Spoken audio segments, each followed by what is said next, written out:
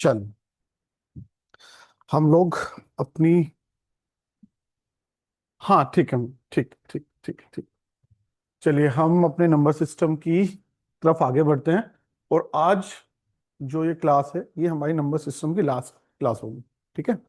I think we have already taken 5 classes which are pretty much enough. ठीक है, कि सारे कॉन्सेप्ट समझने के लिए अगर हम देखें तो हम लोगों ने कौन कौन से कॉन्सेप्ट कवर किए, let me right that down first.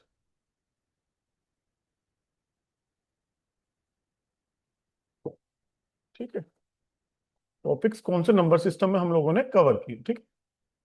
Number 1, basics, ठीक है, of number system, like classification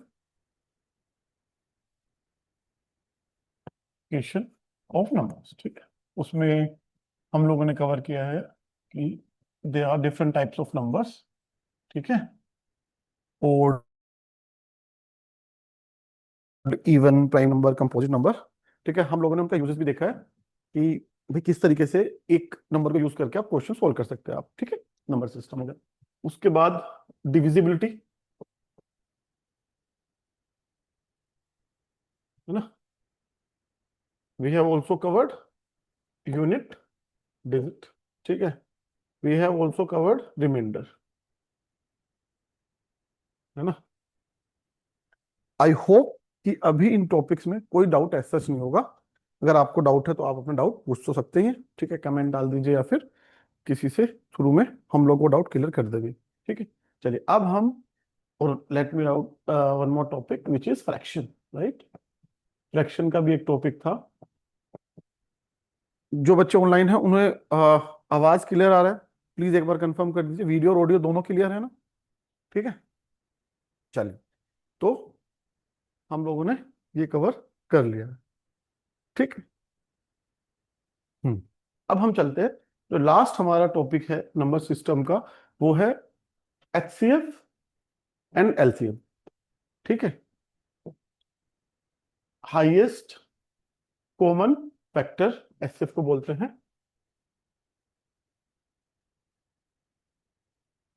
highest common factor. ठीक है, एलसीएम को क्या बोलते हैं? Least common multiple. ठीक है, इसे एग्जांपल से समझते हैं इस चीज को। ठीक है, कि if I right few numbers, right, let me right 4, 5 और 6। अगर मैं अब आपसे पूछूं कि 4, 5, 6 का एचसीएफ क्या होगा? ठीक है, एचसीएफ का मतलब है हाईएस्ट कॉमन फैक्टर। ठीक है, अब मैं इसको एक एक करके इनके फैक्टर्स करता हूँ। ठीक, जैसे मैं 4 के फैक्टर्स करता हूँ, 4 के फैक्टर्स 2, 1। ठीक, 4 के फैक्टर्स हुए। 5 के ऐसे कोई फैक्टर्स नहीं होंगे, 5 से इसी डिवाइड होगा, 1। ठीक, लास्ट में आपको मेक श्योर करना है कि 1 है। ठीक है, 6 में 2, 3। सबसे पहले हम 2 से क्यों लेते हैं? ये 2 सबसे छोटा नंबर है। ठीक है, 1 से डिवाइड करने से ऐसा कोई डिफरेंस आता नहीं है। जब आप कोई भी नंबर 1 से डिवाइड करते हो तो सेम ही रहता है वो।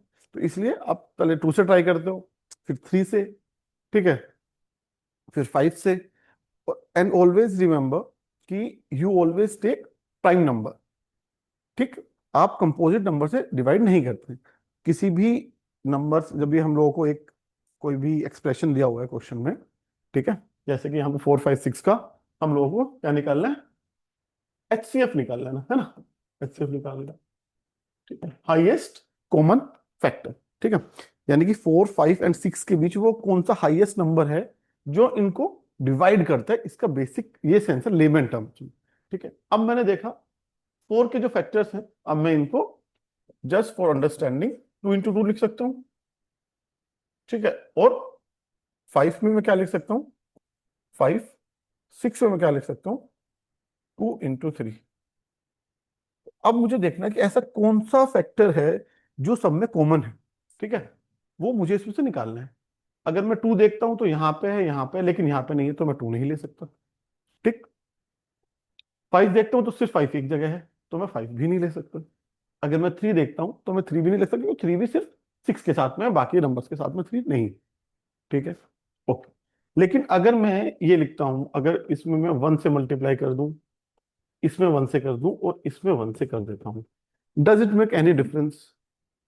2 इंटू 2 इंटू 1 4 आता है, 2 इंटू 2 भी 4 आता है। That means when you don't have any number और any factor common, that means जो 1 होगा वही एक ऐसा फैक्टर होगा जो कॉमन होगा। ठीक है, वही हाईएस्ट फैक्टर होगा।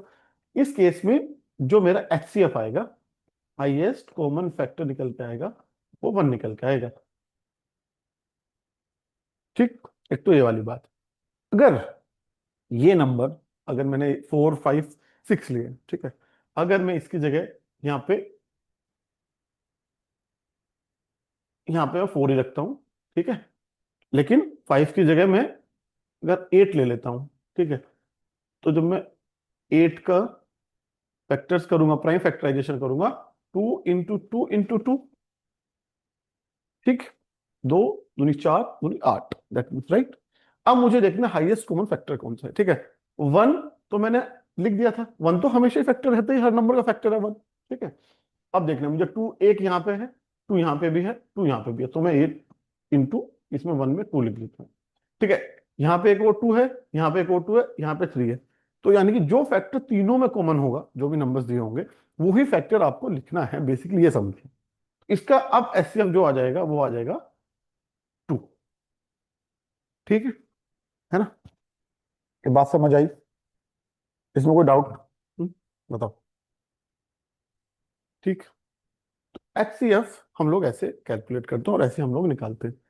ठीक है ना? एचसीएफ का बहुत सारे, जब आपने क्वेश्चंस देखे होंगे कि नंबर्स के आपको डिवाइड करना होता है, देखना होता है कि किस नंबर से कौन सा नंबर कटता है, ठीक है, उस जगह एचसीएफ का बड़ा रोल आ जाता है। ठीक है, तो भाई वो अगर आपको बोला हुआ है कि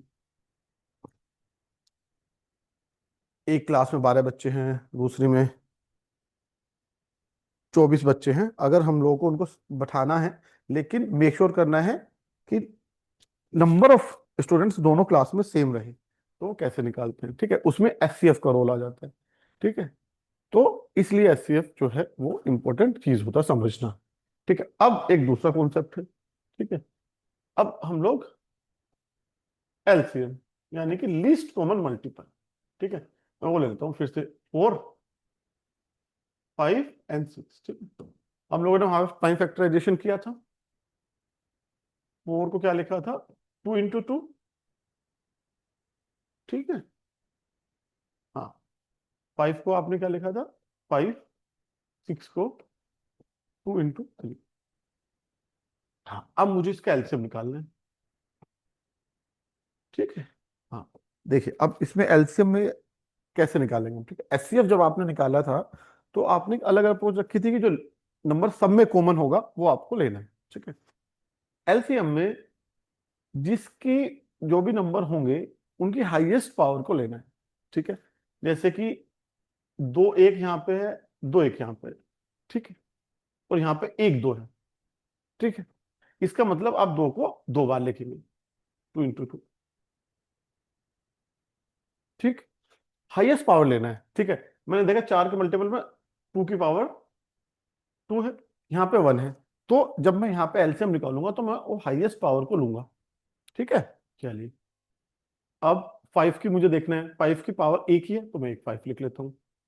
अब मुझे पता है ये 2 तो मैं ऑलरेडी काउंट कर चुका हूँ, जब इसको लिखते वक्त मैंने हाईएस्ट पावर मुझे लेनी थी, तो मैंने ये वाली अपनी पावर हाईएस्ट ले ली, तो मैंने ये 2 यहाँ पे आ गया। अब लेकिन 3 मैं यहाँ लिख लेता हूँ, 3 पहले नहीं है। ठीक, चलिए, अगर अगर आप इसे कैलकुलेट करेंगे, 20 इंटू ये आ गया 60, है ना, ये आ जाएगा 60, यानी कि 60 वो नंबर है जो 4 5 6 से सबसे छोटा नंबर है, जो इन सब से कट जाएगा, कंप्लीटली डिवाइड हो जाएगा।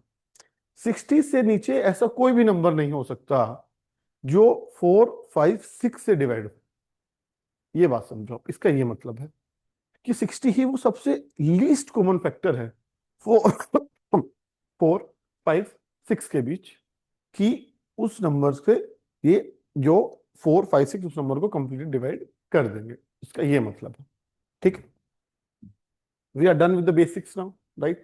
So we have understood how we calculate highest common factor, that is your HCF, and on the other side, how to calculate least common multiple, that is LCM.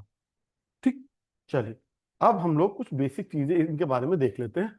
ठीक है, जैसे I have written few basic things for better understanding. ठीक है, definition, if I go by definition, HCF is the largest number, ठीक है, that divides two or more numbers without leaving a remainder, right? I told you HCF, when you divide number by HCF, that means remainder always should be 0, right?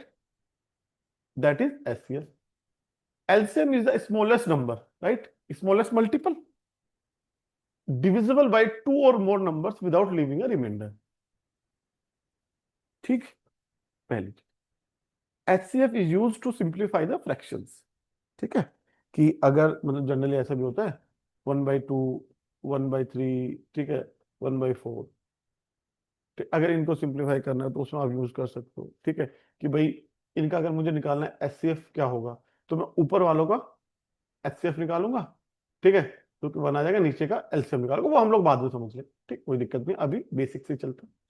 LCM use to find out a common denominator for fraction, ठीक है, जो नीचे रहता है वो आप करते हैं। Relation to set of numbers, HCF, it's very important point that you remember this, is always less than or equal to the smallest number in the set of numbers. ठीक, HCF कभी भी नंबर से बड़ा नहीं हो सकता। ठीक है, अगर मैं बोलूं यहाँ पे 8, 16, 48, इसका HCF क्या होगा? इसका HCF आप देखोगे कि 16 8 से डिवाइड होता है, 48 8 से डिवाइड होता है। You have to make sure remainder should be 0। ठीक है, रिमाइंडर नहीं बचना चाहिए। ठीक है, चलो इस केस में HCF क्या होगा? हाईएस्ट मुझे नंबर लेना है, ठीक है, that is 8। But I have to remember one thing, that 8 should not be more than और bigger than any numbers which I have taken in the series. ठीक है, ये आपको बात ध्यान रखनी पड़ेगी। अब मुझे पता है मैंने 8 लिया है, तो 8 यानी कि लेस देन और इक्वल। लेस देन वाला केस हम लोगों ने यहां पे देखा था कि साहब अगर हम लोग जब कैलकुलेट करते तो HCF क्या आया था? एक बार 1 आया था और एक बार 2 आया था। जो नंबर जो लिए हैं 4 5 6 लिए थे, 4 8 6 लिए। ठीक है, ये बात मुझे लगता है समझ में आ गई होगी। ठीक है, आगे चले। हाँ, तो जो LCM इज ऑलवेज ग्रेटर और equal to the largest number, है ना? या तो जो LCM होगा इस केस में, जैसे 8 16 48, मुझे वो छोटा नंबर निकालना है ना, जिसको मैं इन नंबर से डिवाइड करूं तो रिमाइंडर शुड बी 0। मेरा ये टारगेट है। ठीक है, रिमाइंडर शुड बी 0, वो छोटा नंबर निकालना। ठीक है, अब अगर मैं इन लोगों का LCM निकालता हूं, ठीक है, 48 खुद को तो काटेगा, सही, 16 से 48 डिवाइड होता है, इंटू 3 कर दो, 16 इंटू 3 48 होता है। चलिए 8 से 48 डिवाइड होता है 8 इंटू 6 कर दो, तो इसका जो LCM आ जाएगा ना, वो 48 आ जाएगा। ठीक है, तो 48 वो सबसे छोटा नंबर है। अगर आप उसको जब डिवाइड करोगे 8 16 और 48 से, रिमाइंडर 0 बचेगा। उससे छोटा अगर आप नंबर लोगे, इसका मतलब वो नंबर सारे नंबर से नहीं कट पाएगा, और हमको पता है कि रिमाइंडर ऑलवेज शुड बी 0। तो 48 से अगर आप डिवाइड करते हो रिमाइंडर 0 बचेगा। इसलिए जो LCM होता है, जो लार्जेस्ट नंबर होता है, ठीक है, LCM जो भी लार्जेस्ट नंबर होता है उससे या तो, ठीक है, क्या होगा, बड़ा होगा या फिर उसके बराबर होगा। ठीक है, इतना आपको समझना है। ठीक, ये बात समझ आई है ना? आई होप यहां तक तो चीजें क्लियर है। ये छोटी छोटी बातें हैं कि इनका ध्यान रखना जरूरी है। क्वेश्चंस में जब आप सोल्व करोगे ना, देन यू विल अंडरस्टैंड कि ये इंपॉर्टेंट चीज है। कुछ लोग मतलब दूसरे नाम से भी जानते हैं ना, जैसे ग्रेटेस्ट कॉमन डिवाइजर हो गया, है ना, जीसीडी भी बोल बोल देते हैं एचसीएफ को। बात एक ही है भाई, वो कौन सा ग्रेटेस्ट नंबर है जिस इन सबको डिवाइड करता है, रिमाइंडर जीरो आएगा। ठीक है। अब तो इन सबको डिवाइड करने के लिए तो वन भी कर सकता है, टू भी कर सकता है, फोर भी कर सकता है। ठीक है, ये हमेशा याद रखना। लेकिन आपको क्या लेना है, ग्रेटेस्ट नंबर लेना है, विच इज 8। अगर मैं बोलूं कि यार 16 भी तो डिवाइड कर सकता है, लेकिन 16 8 को डिवाइड नहीं कर सकता, तो इसलिए आप 16 नहीं लेंगे एचसीएफ निकालते वक्त। ठीक है। इसलिए आप वो जो सबसे छोटा नंबर है, या तो वो या उससे छोटा कोई नंबर आएगा। ठीक है। इस केस में जो सबसे छोटा नंबर है वही एचसीएफ आपका बन गया। इस केस में जो सबसे बड़ा नंबर, इसलिए मैंने 8 16 48 सीरीज भी ली थी, जो समझाने में आपको आसानी से समझ आ जाए। ठीक। चलिए, इसको ग्रेटेस्ट कॉमन डिवाइजर बोलते हैं, और एलसीएम को क्या बोलते हैं, लीस्ट कॉमन डेनोमिनेटर, है ना। लीस्ट कॉमन डेनोमिनेटर मतलब वो सबसे छोटा नंबर जो को डिवाइड करने के बाद ना आपका जीरो आएगा। ठीक है। तो ये आपका ग्रेटेस्ट नंबर भी हो सकता है, जैसे इस केस में हुआ, है ना। और जो पहले हम लोगों ने किया था उस केस में वो ग्रेटेस्ट नंबर नहीं था, वो हम लोगों ने कैलकुलेट किया था। क्या आया था वो, आपका आया था वो 60 आया होगा शायद, 60 आया था, है ना। तो 60 वो छोटा नंबर है, जब आप उसको 4 5 6 से डिवाइड करोगे तो रिमाइंडर जीरो आएगा। उससे पहले आप कितने भी नंबर ले लो 1 to 59, कोई ऐसा नंबर नहीं होगा जो 4 5 6 से डिवाइड करने के बाद में रिमाइंडर जीरो दे। 60 इज दैट नंबर। ठीक है, इसीलिए इसको बोलते हैं लीस्ट कॉमन फैक्टर। ठीक है, या लीस्ट कॉमन डेनोमिनेटर। ठीक है। चलिए, आई होप कि अभी बेसिक आपके क्लियर हो गए होंगे, है ना। अगर कोई डाउट हो तो आप प्लीज पूछ लेना। चलिए, अब देखो एलसीएम एचसीएफ निकालने के कई सारे मेथड्स हैं। ठीक है, ये हम लोग कैसे निकालते हैं एलसीएम और एचसीएफ। ठीक है, एक जो मैंने पीछे किया, है ना, ये वाला जो किया, इसको बोलते हैं फैक्टराइजेशन मेथड, है ना। मतलब कि मैंने फैक्टर किए। ठीक है, इसलिए उसको फैक्टराइजेशन मेथड, जैसे है ना, मैं अब यहाँ पे लेता हूँ 3 नंबर, मुझे इसका एलसीएम निकालना है। ठीक, 32 48 और 64। ठीक है, एलसीएम का मतलब क्या, कि वो सबसे छोटा नंबर जब इन नंबर से उसको डिवाइड करेंगे रिमाइंडर शुड बी जीरो। ठीक, अब मैंने किया, अगेन सबसे छोटे नंबर से आपको डिवाइड करना है, 2 से किया, सारे कट गए। ठीक, ये एक साथ कर सकते हो आप, है ना, क्योंकि टाइम बचाने के लिए अलग अलग करोगे, 32 को यहाँ करो, फिर उसको ऐसे लिखो। ठीक है, उसकी बजाय आप सबने आपने सारे नंबर एक साथ लिखे और आपने डिवाइड करना स्टार्ट किया। 2 से किया 16, इसको क्या 24, इसको क्या 32। ठीक है, आपको पता है 2 का डिविजिबिलिटी रूल है कि लास्ट की जो डिजिट होती है 0 2 4 6 8 होना चाहिए। ठीक है, यहाँ पे 6 4 2 है तो 2 से फिर डिवाइड हो जाएगा, 8 6 12 एंड 16। ठीक है, अब मैंने फिर देखा 8 2 और 16 है, 4 6 8 आ गया। ठीक है, अब मैंने फिर देखा, फिर से 2 से डिवाइड हो रहा है, 2 3 4 आ गया, फिर से 2 से डिवाइड हो रहा है, 2 से डिवाइड किया 1। देखो 3 को डिवाइड 2 से आप नहीं करो क्योंकि वो 2 से डिवाइड नहीं होगा। ठीक है, 3 4 को डिवाइड किया 2। ठीक है, और जब या तो इसको अब अगर आपको आगे करना है तो आप इसको कर सकते हो 2 से फिर करो, 1 ऑलरेडी यहाँ पे है, 3 और ये 1 हो जाएगा, और फिर उसके बाद फिर 3 से कर दो, 1 1 और 1, ऐसे कर लो।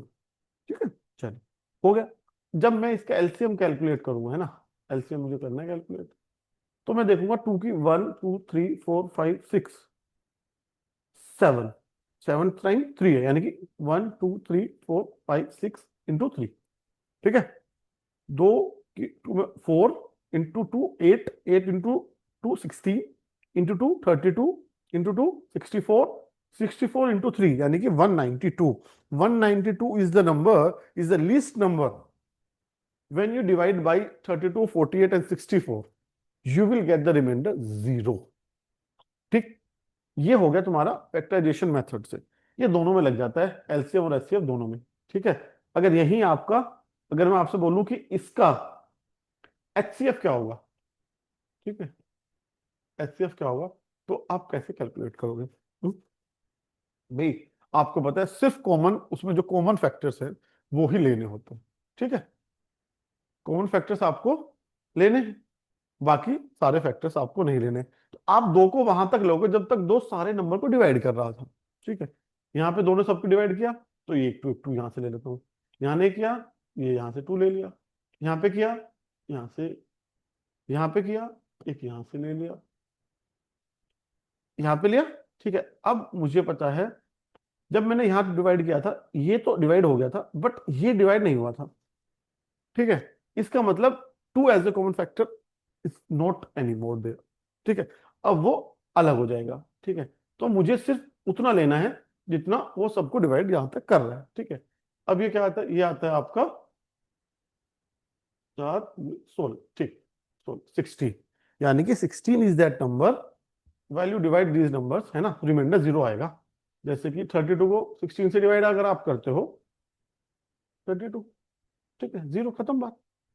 ठीक है, 42 अगर 48 को अगर आप डिवाइड करते हैं 3, 48, अगेन रिमाइंडर 0, है ना। तो 16 से इवन आप छोटा नंबर ले सकते हो, जैसे 8 हुआ, 8 भी इनको डिवाइड करेगा। ठीक है, 4 भी करेगा, है ना। लेकिन 16 से बड़ा ऐसा कोई नंबर नहीं हो सकता जो इनको तीनों को डिवाइड कर दे और रिमाइंडर 0 आ जाए। कोई बड़ा ऐसा नंबर नहीं हो सकता, वो 16 ही हाईएस्ट नंबर है। ठीक है, तो ये वाला तरीका हो गया आपका, क्या कहते हैं उसको,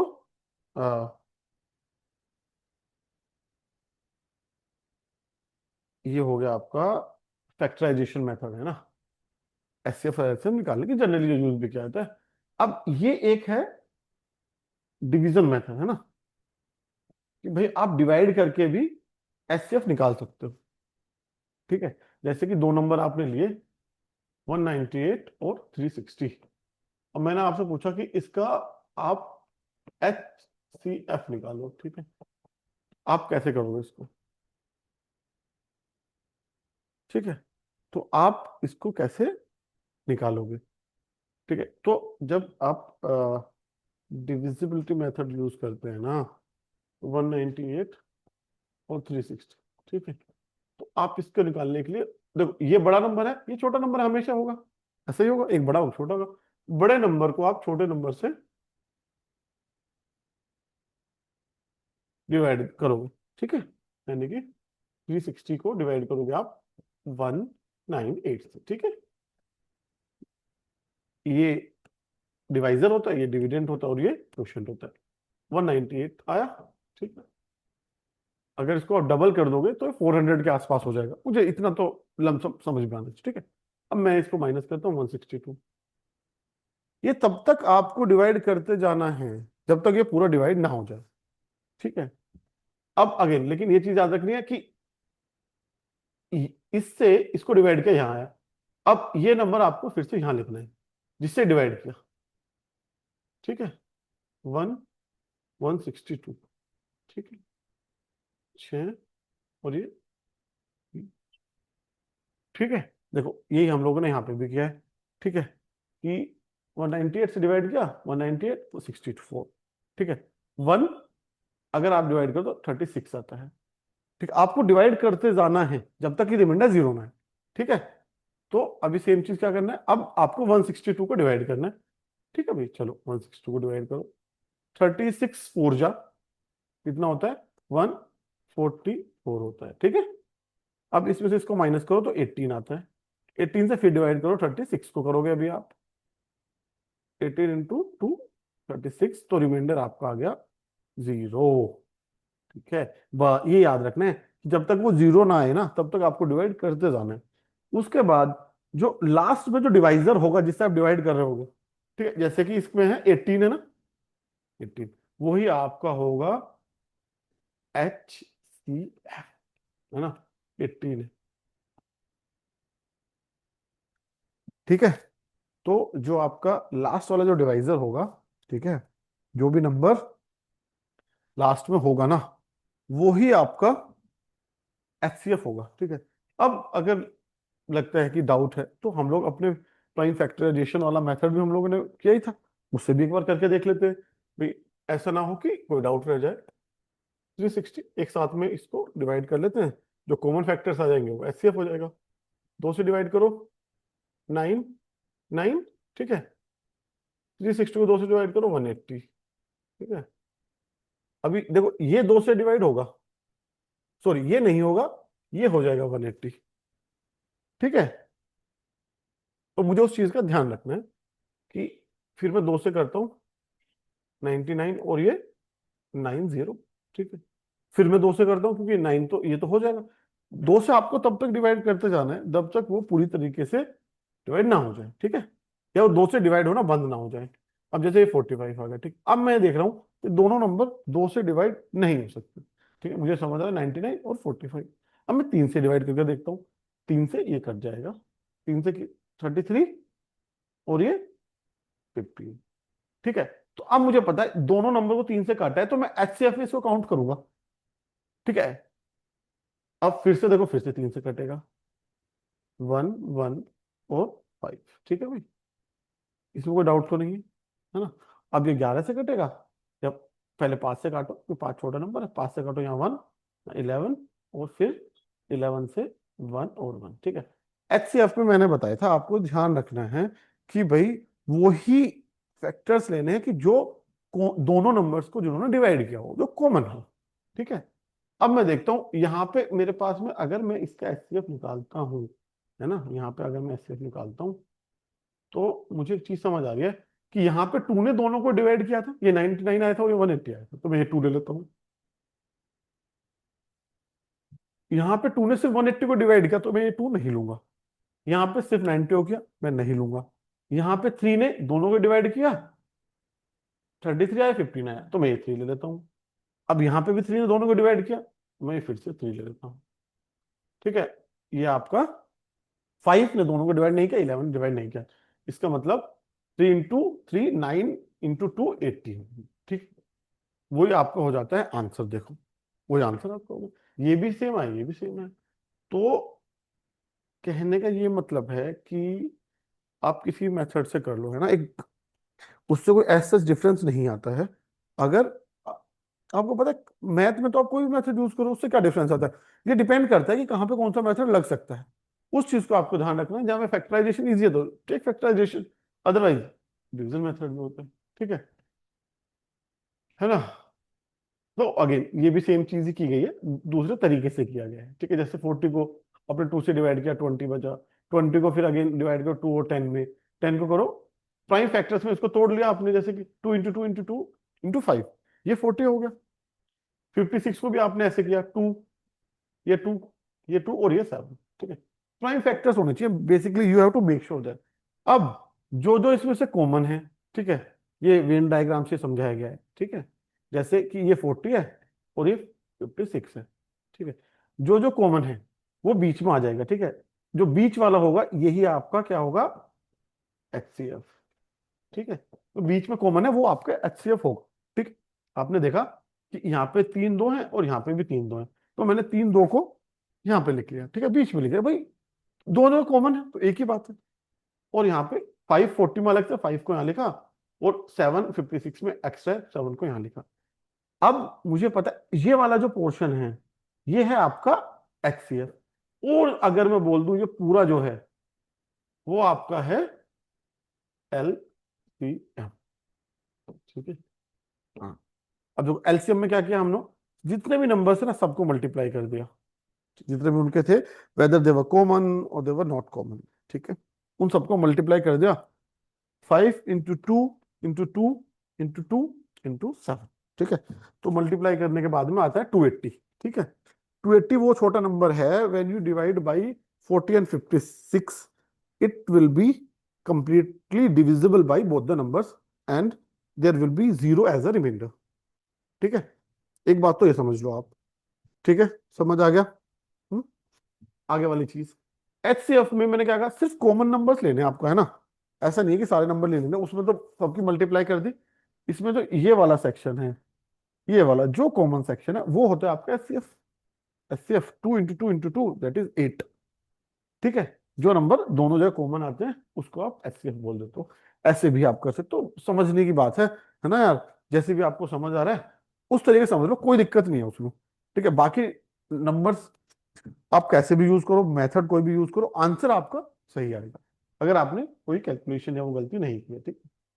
अब ना हम लोग ऐसा करते हैं, कुछ ऐसे सवाल कर लेते हैं, ठीक है, जो मतलब देखो ये, जब आप कोई भी कॉन्सेप्ट पढ़ते हो ना और जो एग्जाम में सवाल आता है वो सेम नहीं आता है ना, क्योंकि एग्जाम में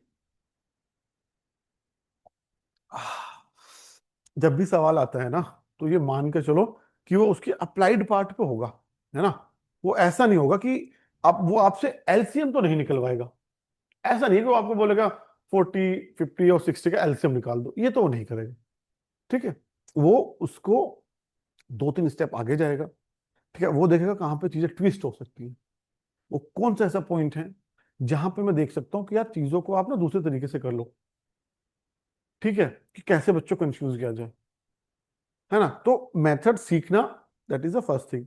there should be conceptual clarity in your thought, कि भाई मुझे ये पता है एचसीएफ हाईएस्ट कॉमन फैक्टर होता है, ठीक है, वो नंबर होता है which is the highest number which will divide the given numbers and there shall be zero as a remainder, ठीक है। ये बात एकदम से क्लियर होना चाहिए। Same goes with LCM. अगर मैं एलसीएम की बात करता हूँ, लीस्ट कॉमन मल्टीपल है, वो सबसे छोटा नंबर है जो इनसे डिविजिबल है, उससे कोई छोटा नंबर नहीं है जो कि इन नंबर से डिविजिबल हो जाएगा, ठीक है। अब हम एक सवाल करते हैं, ठीक है ना।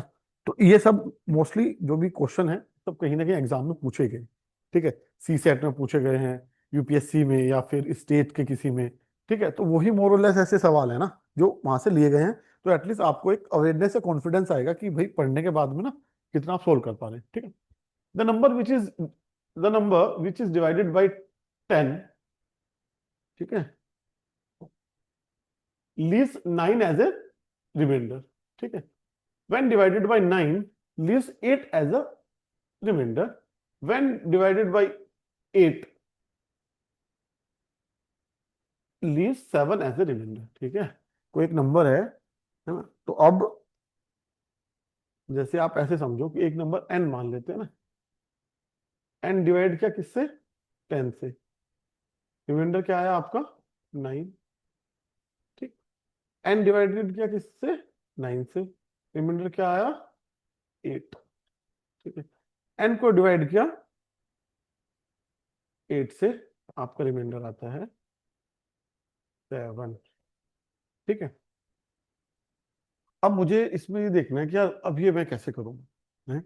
यार ये तो पढ़ा ही नहीं था अभी, एस एफ एलसीएम पढ़ा था डायरेक्ट, है ना, कि भाई हाईएस्ट कॉमन फैक्टर और लीस्ट कॉमन मल्टीपल, ये पढ़ा था। अब ये क्या आ गया, ये तो पढ़ा ही नहीं, हम्म, है ना। जब भी मैंने अभी आपसे कहा कि जो एग्जामिनर होगा वो आपसे एलसीएम और एचसीएफ कैलकुलेट कराएगा नहीं, है ना, लेकिन आपको ये समझना पड़ेगा कि उनका यूज कहाँ करना है, ठीक। अब जैसे एक नंबर था, ठीक, अब मैं एक चीज देख रहा हूँ कि मैं 10 में से 9 माइनस करता हूँ, ठीक है, तो 1 आता है, ठीक। 9 से 8 माइनस करता हूँ तो 1 आता है, 8 से 7 माइनस करता हूँ तो 1 आता है, ठीक है, आता है। तो इसको आप बोलो कॉमन डिफरेंस है ये। मतलब कि जो डिवाइजर है और रिमाइंडर है उनके बीच में हर केस में जो डिफरेंस है, वेदर यू डिवाइड बाई 10, 9 और 8, जो डिवाइजर और रिमाइंडर में डिफरेंस है वो 1 का ही है दोनों केसेस में, ठीक है। चाहे आप 10 से कर रहे हैं, 9 से कर रहे हैं, 8 से कर रहे हैं, ठीक है। जब इस तरह की एक सिचुएशन दी जाए, है ना, तब आपको समझना पड़ेगा ना कि यार 10 से 9 के बाद में आपका दिमाग एकदम काम करना चाहिए कि 1 का डिफरेंस है, 9 से किया तो 8 बचा, इनकी अगेन 1 का डिफरेंस है ना, रिमाइंडर और डिवाइजर में, ठीक है।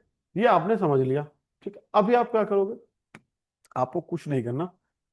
मैंने अभी हम लोगों ने सीखा है कि एलसीएम कैसे निकालते हैं, ठीक है। अब मुझे वो नंबर निकाल लेना है सिर्फ, वो सबसे छोटा number, that least common multiple which if divided by 10, 9 और 8 should leave 0 as a reminder.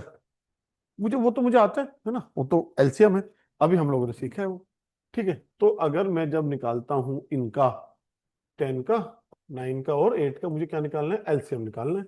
ठीक, आगे प्राइम फैक्टराइजेशन पे आता हूँ मैं। 2 से डिवाइड किया, 5, ये 9 और ये 8। ठीक है, अब फिर से 2 से, सॉरी ये हो गया 4 आपका, 4 हो जाएगा। हाँ, अगेन 2 से डिवाइड किया, 5 नहीं डिवाइड होता, 9 नहीं डिवाइड होगा, 2 डिवाइड हो जाएगा। ठीक है, अगेन 2 से करो, 5, 9 और ये 1 हो गया। ठीक है, 1 तक आपको चले जाना है ना। अभी 3 पे आ जाओगे, 5, 3 और 1, है ना। अब ये छोड़ देना चाहिए, आपको पता है एक बार 3 से डिवाइड करना पड़ेगा, तो यहाँ पे 5, 1, 1 आ जाएगा, और यहाँ पे 5 करना ही पड़ेगा। ठीक है, यहाँ पे 1, 1 आएगा ना लास्ट में, तभी कैलकुलेट होगा। अदरवाइज अगर आप 1, 1 नहीं आ रहे तो कैलकुलेट नहीं होगा, गलत हो। ठीक है, अब मुझे निकाल लिया, इसका एलसीएम निकाल लेता हूँ। मुझे एलसीएम तो आता है यार, अभी तो सीखा मैंने एलसीएम निकालना, है ना। 2 × 2 × 2, तो यानी कि मैं इसको, है ना, 8 ही लिख देता हूँ, 8 आसान है। 3 × 3, 9 लिख देता हूँ, × 5, है ना। अब मुझे कैलकुलेट करना है। ठीक, अब मेरा काम होना चाहिए ना मेरी लाइफ इजी बनाने का। अब तो या तो मैं इसे कैलकुलेट करूँ, 8 × 9 नोट है 72, गुना 5 करूँ 360। ठीक है, अगर लेकिन मैं स्मार्ट हूँ, मैं कोशिश करूंगा कि एक जगह जीरो ले आता हूँ। मैं 8 और 5 की मल्टीप्लाई कर दिया, 40, 40, 40 × 9, 4 की 9 में मल्टीप्लाई कर दो, 36, यानी कि 36 और 0, ये हो गया, खत्म। ये मेरा आंसर है, सॉरी मेरा मतलब है ये मेरा एलसीएम है इस क्वेश्चन। ठीक है, 8, 9 और 10 का एलसीएम ये है। ठीक है, अब मुझे एक चीज समझनी है कि यार ये एलसीएम आ गया और मुझे दिया हुआ है कॉमन डिफरेंस जो है, ठीक है, वो है 1 आपका। ठीक, अगर कॉमन जो भी कॉमन डिफरेंस है 1 की जगह यहाँ पे 2 होता, तो तीनों केस में 2 बचना चाहिए, तभी क्वेश्चन बनेगा ना।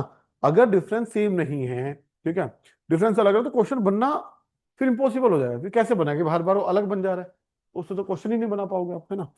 तो क्वेश्चन ही आपका इसलिए बना कि there is some sense, right. आपने देखा कि मेरा एलसीएम है 360। ठीक है, अगर इस केस में, है ना, जब रिमाइंडर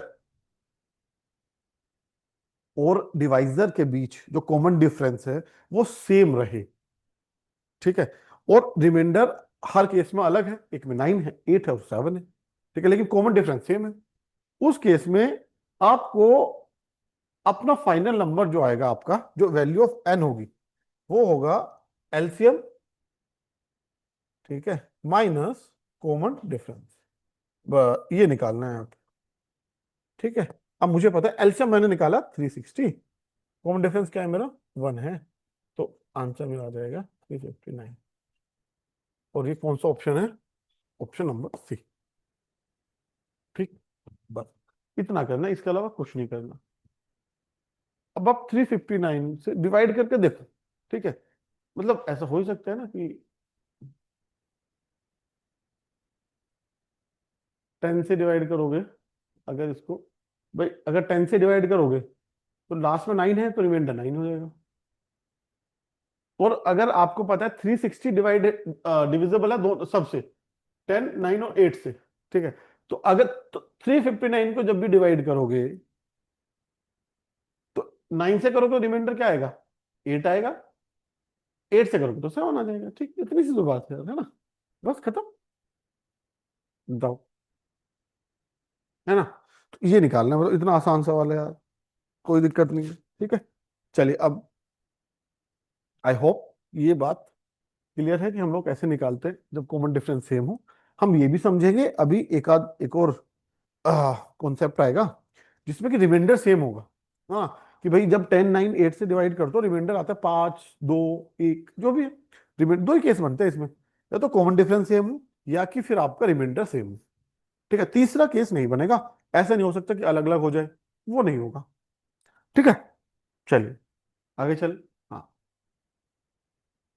एक और क्वेश्चन करते हैं, what is the largest number, है ना, which divided by both 2 is to power 35 minus 1, 2 is to power 91 minus 1, है ना। इस तरह के सवाल जनरली आ जाते हैं एग्जाम में, कि जब आपको इस तरह के सवाल आए ना कि 2 की बहुत सारी पावर्स दी हुई है, ठीक है, तो उसको वो किस नंबर से है जो कि डिविजिबल होगा, और जो लार्जेस्ट नंबर है ना, लार्जेस्ट नंबर का मतलब क्या हो जाएगा, एच सी एफ निकालना है बेसिकली मुझे, है ना। हाईएस्ट कॉमन फैक्टर इन दोनों के बीच क्या है, मुझे वो निकालना है। ठीक है, तो एक मैं लिख लेता हूँ, 2 की पावर 35 -1, 2 की पावर 91 -1। ठीक। इस देखो, इसको निकालने के लिए तो आप कई तरीके से निकाल सकते हो, है ना, निकालने की दिक्कत नहीं है। आप एक की पावर भी बढ़ा सकते हो, फिर कॉमन देख सकते हो कितना आएगा, कोई दिक्कत नहीं, है ना। लेकिन सबसे इजी तरीका है इसका निकालने का, कि जो भी पावर्स दी हुई है ना, उनका आप एचसीएफ निकाल लो, 35 और 91 का, बस एचसीएफ निकाल लो। सबसे इजी तरीका तो ये है, ठीक है। बाकी अगर आप चाहो तो इसको तोड़ के भी कर सकते हो, तो भाई 2 की पावर 35 -1, तो 1 की पावर 35 कर सकते हो। ठीक है, उसके फिर फैक्टर्स में आप उसको डिवाइड करके वो भी कर सकते हो। ठीक है, वो तो एक तरीका है, लेकिन अब लोगों को जरूरत नहीं वो करने की ना। तो सीधा सीधा काम हो रहा है कि मुझे पता है कि भाई, एक मैं कॉमन सेंस से भी अगर सोचूंगा कि इनका जो फैक्टर कॉमन होगा, कहीं ना कहीं, कहीं ना कहीं वो एचसीएफ ही तो होता है ना। जो लार्जेस्ट कॉमन फैक्टर होता है वो एचसीएफ होता है। तो मैं अगर पावर का एचसीएफ निकालता हूं, तो मेरा काम आसान हो जाएगा। तो अब ये देखो, 2 से डिवाइड नहीं होगा, ठीक है, क्योंकि 5 और 1 है। अब 3 से देखना है मुझे, ये 10 होता है, 8 होता है, 3 से नहीं होगा। 3 के बाद फिर 5 से देखना है, हाँ मुझे पता है 5 से ये 7, बट 91 नहीं होगा। ठीक है, तो एचसीएफ में कॉमन फैक्टर लेना है, तो ये तो हम लेंगे भी नहीं, 5 तो नहीं लेंगे, लेकिन वो डिवाइड हो रहा है। अब ये 7 से करना है, 7 से कटा 1, 7 से 13 आ जाता है, ठीक है। अब ये 13 से हो गया, है ना। तो अब मैंने देखा कि जो कॉमन फैक्टर है वो 7 है, ठीक है। तो जो इसका एचसीएफ है वो है आपका 7, जो पावर्स है ना।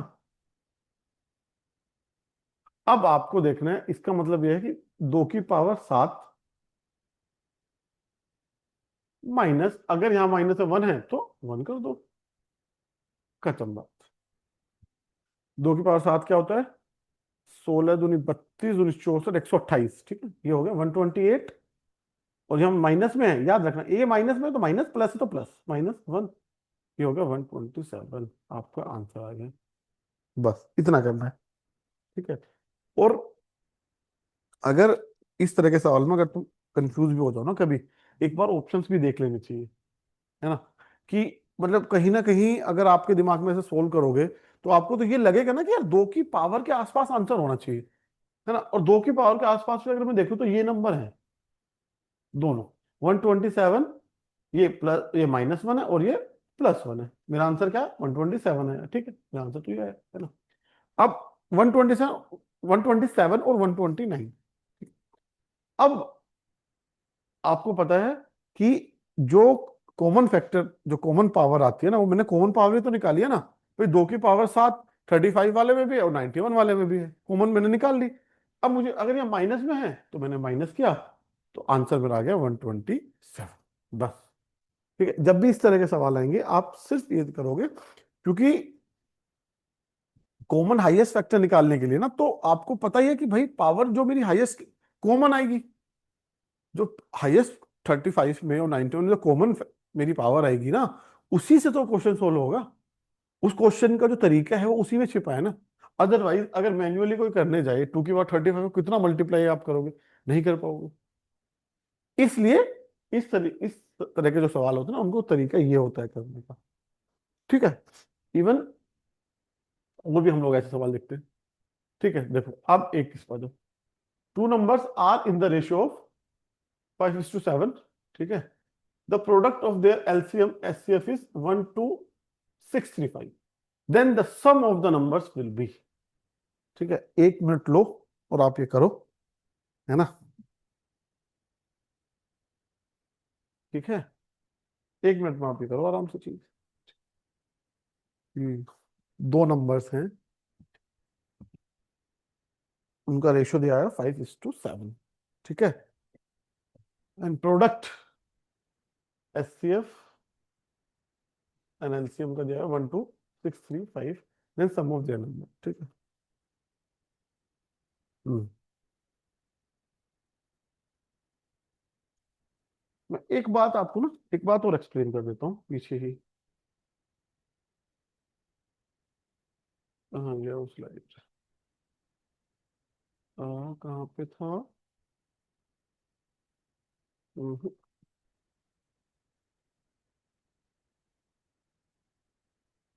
जैसे ये वाला हम लोगों ने किया था, तो इसका एच सी एफ वन आया था, है ना? तो इसका एच सी एफ क्या पाया? एच सी एफ इसका वन था ना? हाँ, वन था।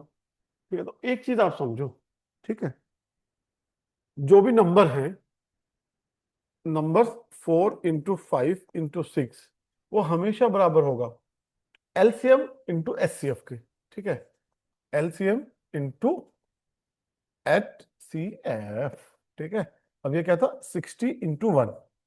ठीक है, ये 60 आया मेरा इस साइड में। ठीक है, अगर मैं 4 की मल्टीप्लाई करता हूं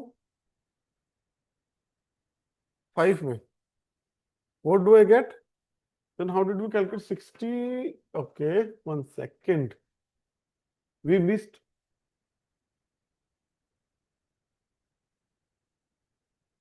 जब दो नंबर की बात हो तब ये कॉन्सेप्ट अप्लाई हो।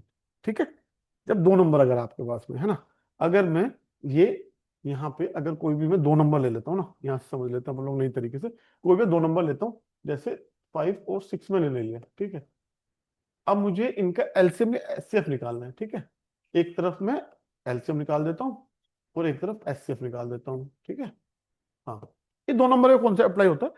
उससे ज्यादा भी नहीं होगा क्योंकि मल्टीपल जो आपके वो होंगे वो रिपीट करने लग जाएंगे, इसलिए इसका एलसीएम अगर मैं देखता हूँ तो 5 × 6 30, एचसीएफ इसका कितना आता है? 1 आता है। ठीक है, अभी मैंने बोला प्रोडक्ट ऑफ नंबर्स, यानी कि इनको मल्टीप्लाई कर दो, 5 × 6 बराबर होगा एलसीएम और एचसीएफ के प्रोडक्ट के, 30 × 1।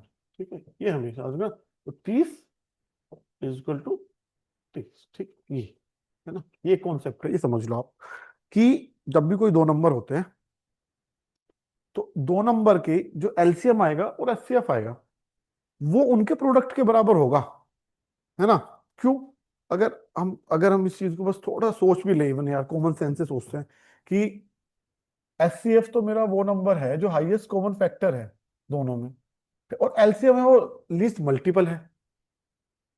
ठीक है, तो highest common factor, least common multiple, दोनों नंबर के बीच ही रहेंगे, एक ज्यादा रहेगा एक कम रहेगा, या बराबर भी रह सकते हैं। इसका मतलब कि नंबर का जो प्रोडक्ट होता है वो उनके एलसीएम और एचसीएफ के प्रोडक्ट के बराबर होता है। ठीक है, ये इस तरीके से। हाँ, अगर तीन नंबर हो जाते हैं तो ये कॉन्सेप्ट, जैसे कि मैं यहां बोल रहा, यहां पे मैं जब बोल रहा था, ये दो नंबर के लिए है, तीन नंबर के लिए नहीं। ठीक है, ये बात आपको ध्यान रखना है। ठीक है, कि ये जो product of LCM and HCF is equal to product of numbers, ये जब दो नंबर्स होंगे तभी ये अप्लाई होता है, तीन नंबर में अप्लाई नहीं होगा। ठीक है, हाँ, चलिए अब हम आते हैं उस क्वेश्चन पे ना, इस क्वेश्चन को हम कर रहे थे, ये तो आपका, चलिए आइए, आप अभी ये क्वेश्चन हम लोगों ने कर लिया है, अब इस वाले सवाल पर आ जाओ। ठीक है ना, कि two numbers are in the ratio of 5:7, है ना? इसका मतलब क्या है? नंबर होंगे, पता नहीं कौन से नंबर होंगे, लेकिन अगर एक 5 है तो दूसरा 7 है। ठीक है, इसका ये मतलब है अगर ये 10 है तो ये क्या होगा? ये 14 होगा, है? यानी कि मल्टीप्लाई 2 से कर दिया आपने, इधर भी 2 से कर दी। ठीक है, अब मैं इसको मल्टीप्लाई 6 से करता हूँ, 6×5 = 30, इसको भी 6 से करना पड़ेगा, 7 × 6 = 42। ये भी, ये है सब सेम, एक ही बात, कोई दिक्कत नहीं है इसमें। ठीक है, सब सेम है। 10:14 की भी वही वैल्यू है जो 5:7 की वैल्यू है। रेशो की हम लोग बात कर रहे हैं, तो इसलिए जब हम इसको लिखते हैं, ठीक है, जब हम इसको लिखते हैं तो हम इसको ऐसे लिखेंगे, भाई देखो हमेशा मल्टीपल सेम है, यहाँ पे 6, यहाँ पे 6। ठीक है, मल्टीपल सेम है, इसका मतलब ये 5x है, या 5a मान लो, कुछ भी मान सकते हो आप, है ना, कोई भी लेटर मान सकते हो, ये 7x होगा। इसका ये मतलब है कि जब x वो नंबर रहेगा, जब आप दोनों में मल्टीप्लाई करोगे ना तो आपका रेशियो चेंज नहीं हो सकता। ठीक है, तो रेशियो तो एक सिंप्लीफिकेशन होता है कि भाई किस किस तरीके से आपके दो लोगों के बीच में चीजें डिस्ट्रीब्यूटेड है ना, तो रेशियो तो वो नंबर होता है। ठीक, तो इसलिए जब रेशियो को आप एक्चुअल नंबर आपको जब निकालना पड़ता है, ठीक है ना, तो उसको हम, ये जो नंबर है वो कॉमन रहेगा दोनों में, है ना। जैसे हम लोगों ने यहाँ पे समझा 5:7, 10:14 किया तो 2 से मल्टीप्लाई किया, यानी कि दो कॉमन। ठीक, अगर 6 से मल्टीप्लाई करते तो मतलब सेम रेशियो सेम रहना चाहिए, है ना, ये कहने का मतलब। तो इसलिए इसको 5x मान लेते हैं, उसको 7x मान लेते हैं। ठीक, चल, the product of their LCM and HCF is 1, 2, 6, 3, 5। Then the sum of the numbers will B.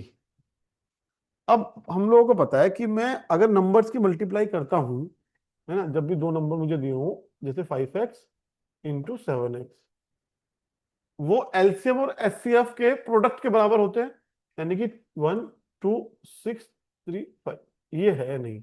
इसलिए अभी वो मैंने कॉन्सेप्ट भी आपको बताया कि जिससे आपके लिए ये सवाल ना आसान हो जाए, जिससे आपको आसानी से चीजें समझ आ जाए।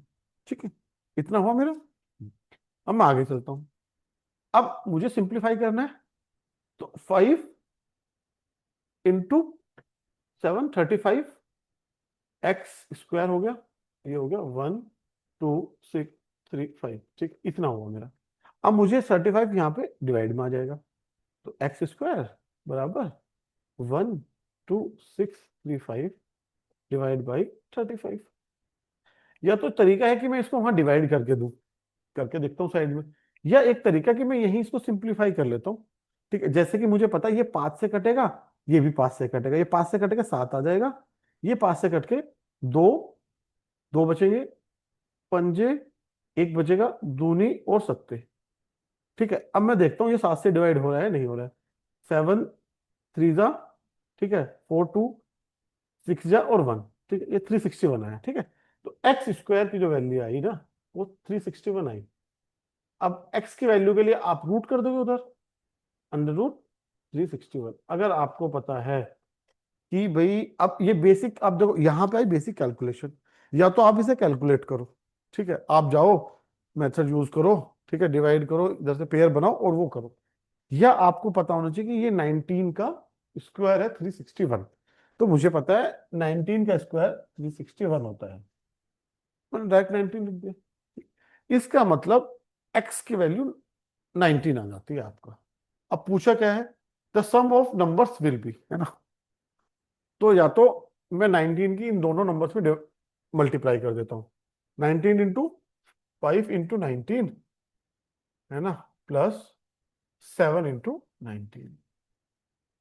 ठीक है, ये करो तो 95 आता है, प्लस ये आपका आएगा 133। ठीक है, अब ये 8, 9 और 3 12, और एक 9 और 3 12 का 2, और ये 2।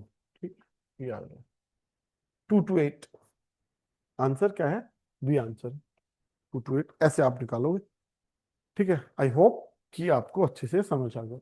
ठीक है, हाँ, इसमें एक चीज का बड़ा रोल है, जो इस तरह के जनरली सवाल रहते हैं ना, कि ये वाला जो पोर्शन है ना, जहाँ कैलकुलेशन का पोर्शन है, अगर आप इसमें ज्यादा जल्दबाजी दिखाओगे तो you are tend to make mistake.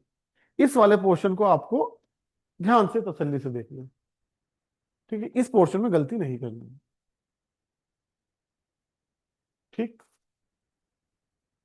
तो इस पोर्शन में गलती नहीं करनी है ना, कि भाई मल्टी और सिंप्लीफाई करते वक्त आपसे गलती ना हो, क्योंकि गलती होती है सारा क्वेश्चन फिर गलत हो जाएगा।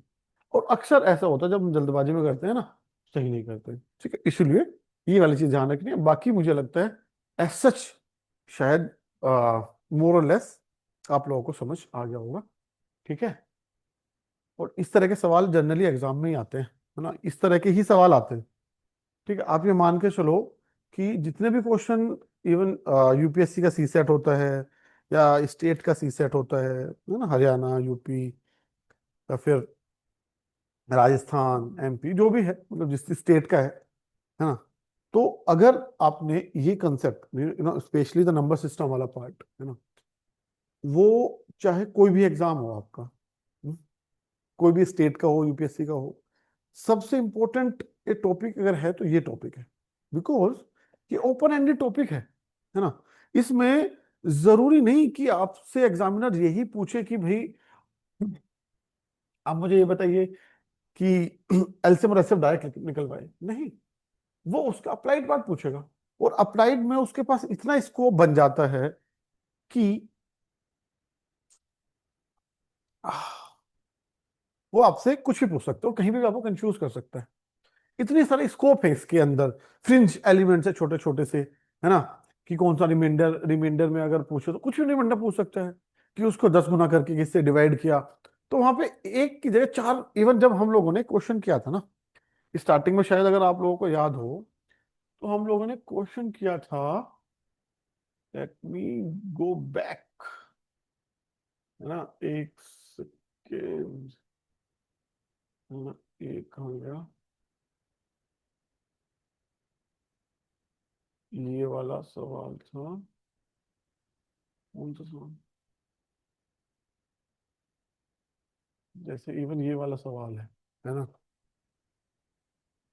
अब ये जरूरी नहीं एज ही टॉपिक का सवाल हो, इसमें आप सिर्फ एक कॉमन सेंस लगा के भी कि भाई 9 years ago father was 9 times as old as his son, ठीक है, 9 years अगो, है ना, 9 years ago father was 9 times, 9 times था, इसका मतलब क्या था कि जो फादर की एज होगी वो 9 का मल्टीपल होगी, ये तो कंफर्म है ना। अब तुम इसमें से सन की एज में से 9 माइनस करके देख लो, या एक किसी भी नंबर से 9 माइनस कर लो कि 3 का मल्टीपल है और 9 का मल्टीपल है नहीं, बस इतना देखना है। 32 में से 9 माइनस करो, कितना आता है, 23 आया, 9 का मल्टीपल है, खत्म। 34 में से 9 माइनस करो, कितना आता है, 25, 9 का मल्टीपल है, खत्म। 33 में से 9 माइनस करो, कितना आता है, 24, 9 का मल्टीपल है नहीं। 33 में से 36 में से 9 माइनस करो, 27, 9 का मल्टीपल, आंसर। अब ये इस तरीके से you need to use it smartly, कि कौन सी चीजों को कहाँ यूज करना है, ठीक है। तो इसमें आपने बेसिकली किया कुछ नहीं, इसमें आपने प्लस माइनस किया है ना, और प्लस माइनस हम बचपन में सीख जाते हैं, लेकिन उसके यूजेस कहाँ कहाँ पे हैं, सबसे बड़ा इंपॉर्टेंट पार्ट वो होता है, ठीक है, कि भाई आप एक छोटी से छोटी चीज को आप कहाँ उसे यूज कर रहे हो और कैसे यूज कर रहे हो, ठीक है, वो आपके ऊपर है। अदरवाइज तो ये सब तो होते ही रहेगा, ये छोटी छोटी चीजें हैं, है ना, तो ये तो होती रहेंगी।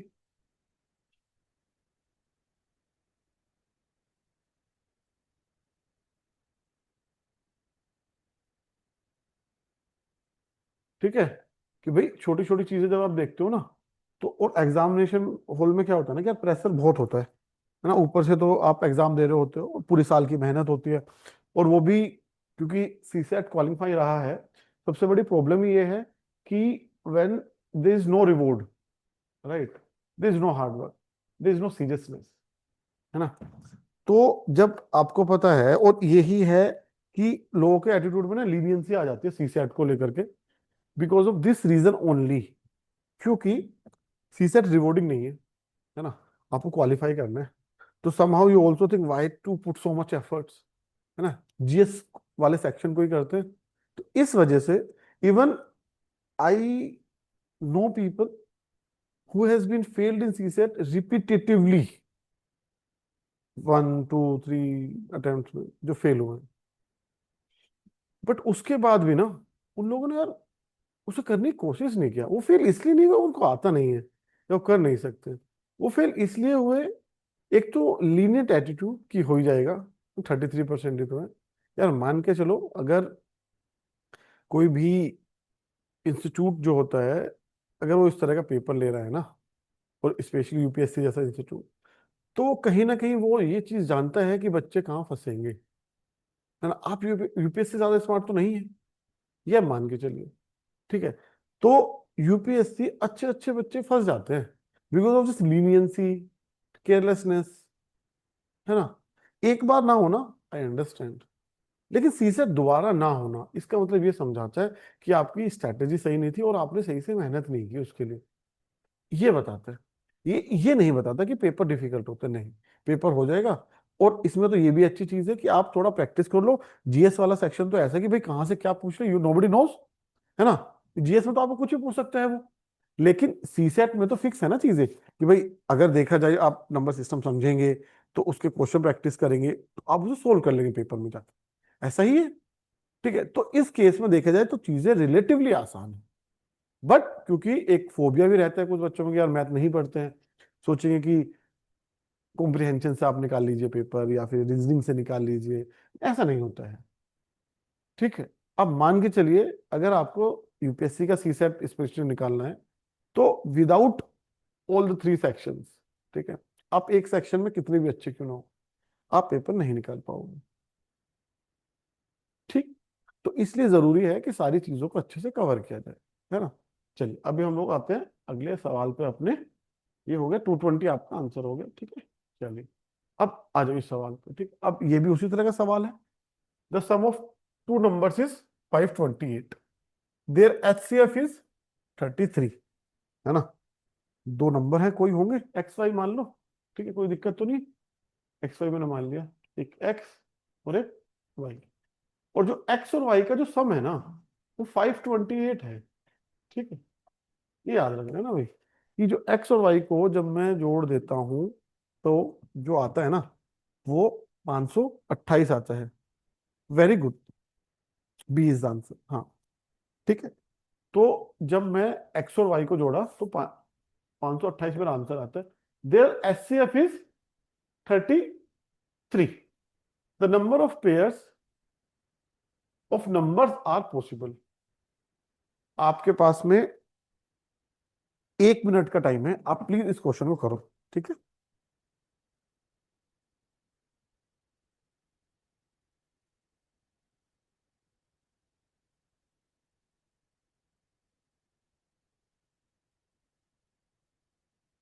हाँ जी।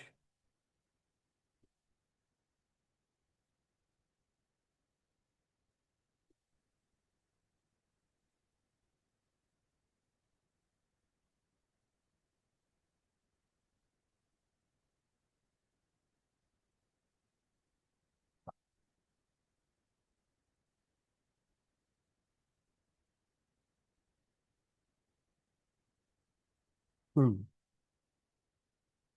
चलिए, किसी का आंसर आया? ओके, चलो ठीक है, करते हैं इस सवाल को फिर से। ये भी आसानी सवाल है देखा जाए तो। हाँ, their HCF is 33 and the number of pairs are possible. ठीक है, कोई नंबर है एक्स और वाई, ठीक है, एक्स वाई मान लो। तो जो उनका सम है वो 528 है, ठीक है, और एचसीएफ है 33। इसका मतलब ये है कि एचसीएफ देखो, हम लोगों ने वहां भी ये चीज पढ़ी थी, है ना, कि अगर मैं 6 और 8 का एचसीएफ निकालूं तो क्या आएगा। ठीक है, ये 2 into 3 होता है और ये 2 into 2 into 2 होता है, तो कॉमन मुझे देखना, एक दो कॉमन है, दो आ जाएगा।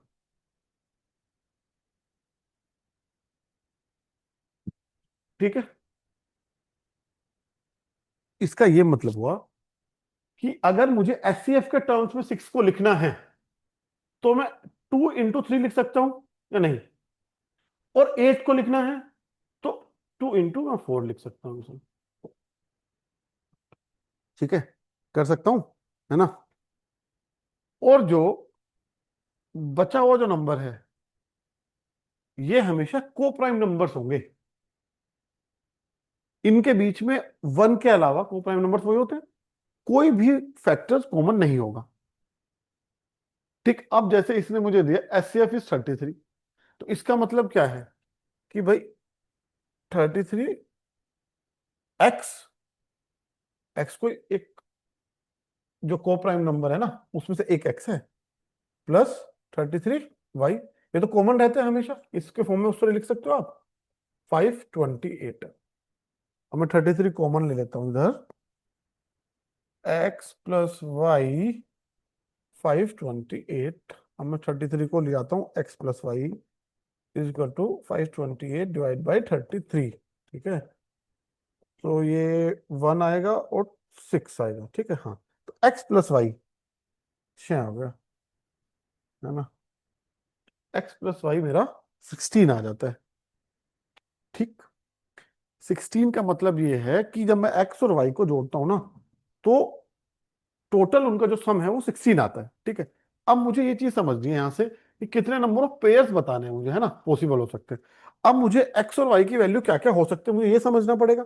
ठीक है। अगर एक्स की वैल्यू 1 है, पहले केस में अगर मैं एक्स देता हूँ, एक्स प्लस वाई अगर 16 है, तो कितने वो को प्राइम नंबर्स के पेयर बन जाएंगे। ठीक है।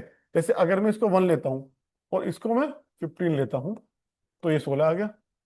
1 और 15 को प्राइम है, ये 1 पेयर। अगर इसमें 2 लेता हूं और इसको 14 लेता हूं तो 16 आता है, को प्राइम नहीं है, 2 14 का फैक्टर है। अगर मैं 3 लेता हूं प्लस 13 16 आता है, यानी कि ये को प्राइम हो गए। ठीक। यही ये इसी तरह से कैलकुलेट करना है इसको, है ना, कितने पेयर बन सकते हैं आपके। अब मैं अगर मैं 4 लेता हूं प्लस 12 लेता हूं, तो ये को प्राइम नहीं है, 16 आया लेकिन नहीं है। इसका मतलब ये है कि मैं इवन इवन नंबर नहीं ले सकता, है ना, जो भी इवन वाले नंबर है, क्योंकि वो इवन वाले नंबर में दो एज ए कॉमन फैक्टर तो आ ही जाएगा। ठीक है। देखो यहां पे इवन लिया नहीं, यहां पे इवन लिया नहीं। ठीक है। तो मैं इवन वाले नंबर को, क्योंकि 16 है, 16 को अगर मुझे पता है कि मुझे 16 लेकर आना है and 16 is an even number, तो इवन प्लस इवन, इवन हो गया तो दोनों नंबर को इवन होना पड़ेगा, या दोनों नंबर को ओड होना पड़ेगा। इसका ये मतलब है ना, ये प्रेजेंस ऑफ माइंड हम लोगों ने स्टार्टिंग क्लास में ये सब किया है, तो आपको ये सब अब तो समझ आ जाना चाहिए। ठीक है। अब आ जाओ, तो मैं 5 प्लस 11 16 ये हो जाएगा, को प्राइम है। अब मुझे पता है मैं 6 नहीं लूंगा, मैंने 6 वाला, क्योंकि इवन नंबर पे 2 एज ए कॉमन फैक्टर आ रहा है। ठीक है। 5 प्लस 11, अब मैं 7 प्लस 9 अगर करता हूं तो क्या आता है, 16। डन। अब जैसे ही मैं आगे जाऊंगा, अब ये क्या हो जाएगा, 9 प्लस 7 हो जाएगा, जो कि सेम रिपीटेशन है, सेम नंबर आ जाएंगे। यानी कितने पेयर बने, 1 2 3 4। ठीक है। अब आ जाओ क्वेश्चन पे, ऑप्शन में क्या है, 4, यानी कि ए इज द करेक्ट आंसर। ठीक है। तो इस तरीके से निकालना है, तरीका वही है। पहले आप ये समझ लो कि HCF को मैं इसलिए आपको बोल रहा हूँ कि बहुत तरीके से लिखा जा सकता है ना। जैसे इस तरीके में मैंने 6 और 8 से एग्जांपल्स आपको बताया कि मैं जो HCF है वो तो कॉमन हो जाता है, ठीक है, दोनों तरफ, और उसके बाद दो नंबर बचते हैं, दे आर को प्राइम टू ईच अदर। ठीक है, ये बात समझ लो आप। ठीक है। को प्राइम के नंबर का we have already done in our I think first और second class, that those number which has only one as a common factor, they are co-prime to each other. ठीक है। It is not necessary that they are prime numbers, but when I see 15 and 14, so between 15 and 14 there is only one factor which is common, that is 1. ठीक है। Neither 15 nor 14 are prime numbers, but they are co-prime to each other. ठीक है। So don't get confused with prime number, right, and co-prime number, right. Co-prime could be positive composite number as well as prime numbers also. ठीक है। चलिए, I hope ये चीज बात समझ में आ गई होगी आपको। ठीक है। अगर नहीं आई है तो आप लोग बाद में भी कर सकते हैं। ठीक है। ये लास्ट क्लास है नंबर सिस्टम की, मुझे लगता है इसके बाद नंबर सिस्टम मोरलेस खत्म है ना, उसके बाद चीजें नहीं बचेगी। ठीक। उसके बाद अगर आपको डाउट आते तो आप पूछ सकते हैं, बट मेरी तरफ से मुझे लगता है इतना इनफ हो गई है, 5 से 6 क्लासेस, उसमें आपको सवाल टैकल अप कर लेने चाहिए। ठीक। चलिए, इसके भी हम कुछ क्वेश्चन और कर लेते हैं अभी, उसके बाद में इसको वाइंड अप करते हैं। ठीक है। अब the sum of two numbers is 1215। ठीक है। And their HCF is 81 again. तो हम इसे क्या कर सकते हैं, 81x प्लस 81y, ये तो कर ही सकते हैं ना, इसमें कोई दिक्कत नहीं होनी चाहिए। ठीक है। सम, सम यानी कि 1215। ठीक है भाई। चलो, if the numbers lie between 500 and 700। ठीक है। जो नंबर्स की जो रेंज है ना, वो 500 से 700 के बीच की रेंज है, ये आपको याद रखना है। ठीक है, उसी रेंज में है। तो then sum of their reciprocals of the numbers, sum of the reciprocals of the number, यानी कि नंबर को उल्टा कर दो, एक के बटे में कर दो। बेसिकली रेसिप्रोकल यही होता है कि एक के बटे में उसको उल्टा कर दीजिए, है ना। So what will be the sum of their reciprocals. ठीक है, ये आपको बताना है। ठीक। करो आप इसे, एक मिनट या 30 सेकंड में करूँ, देखो अब थोड़ा जवाब दो फिर। अब तक तो मुझे लगता है क्वेश्चन हो जाने चाहिए अब तो, है ना। अब तो ऐसा दिक्कत आनी नहीं चाहिए इन सारे सवालों में। ठीक है,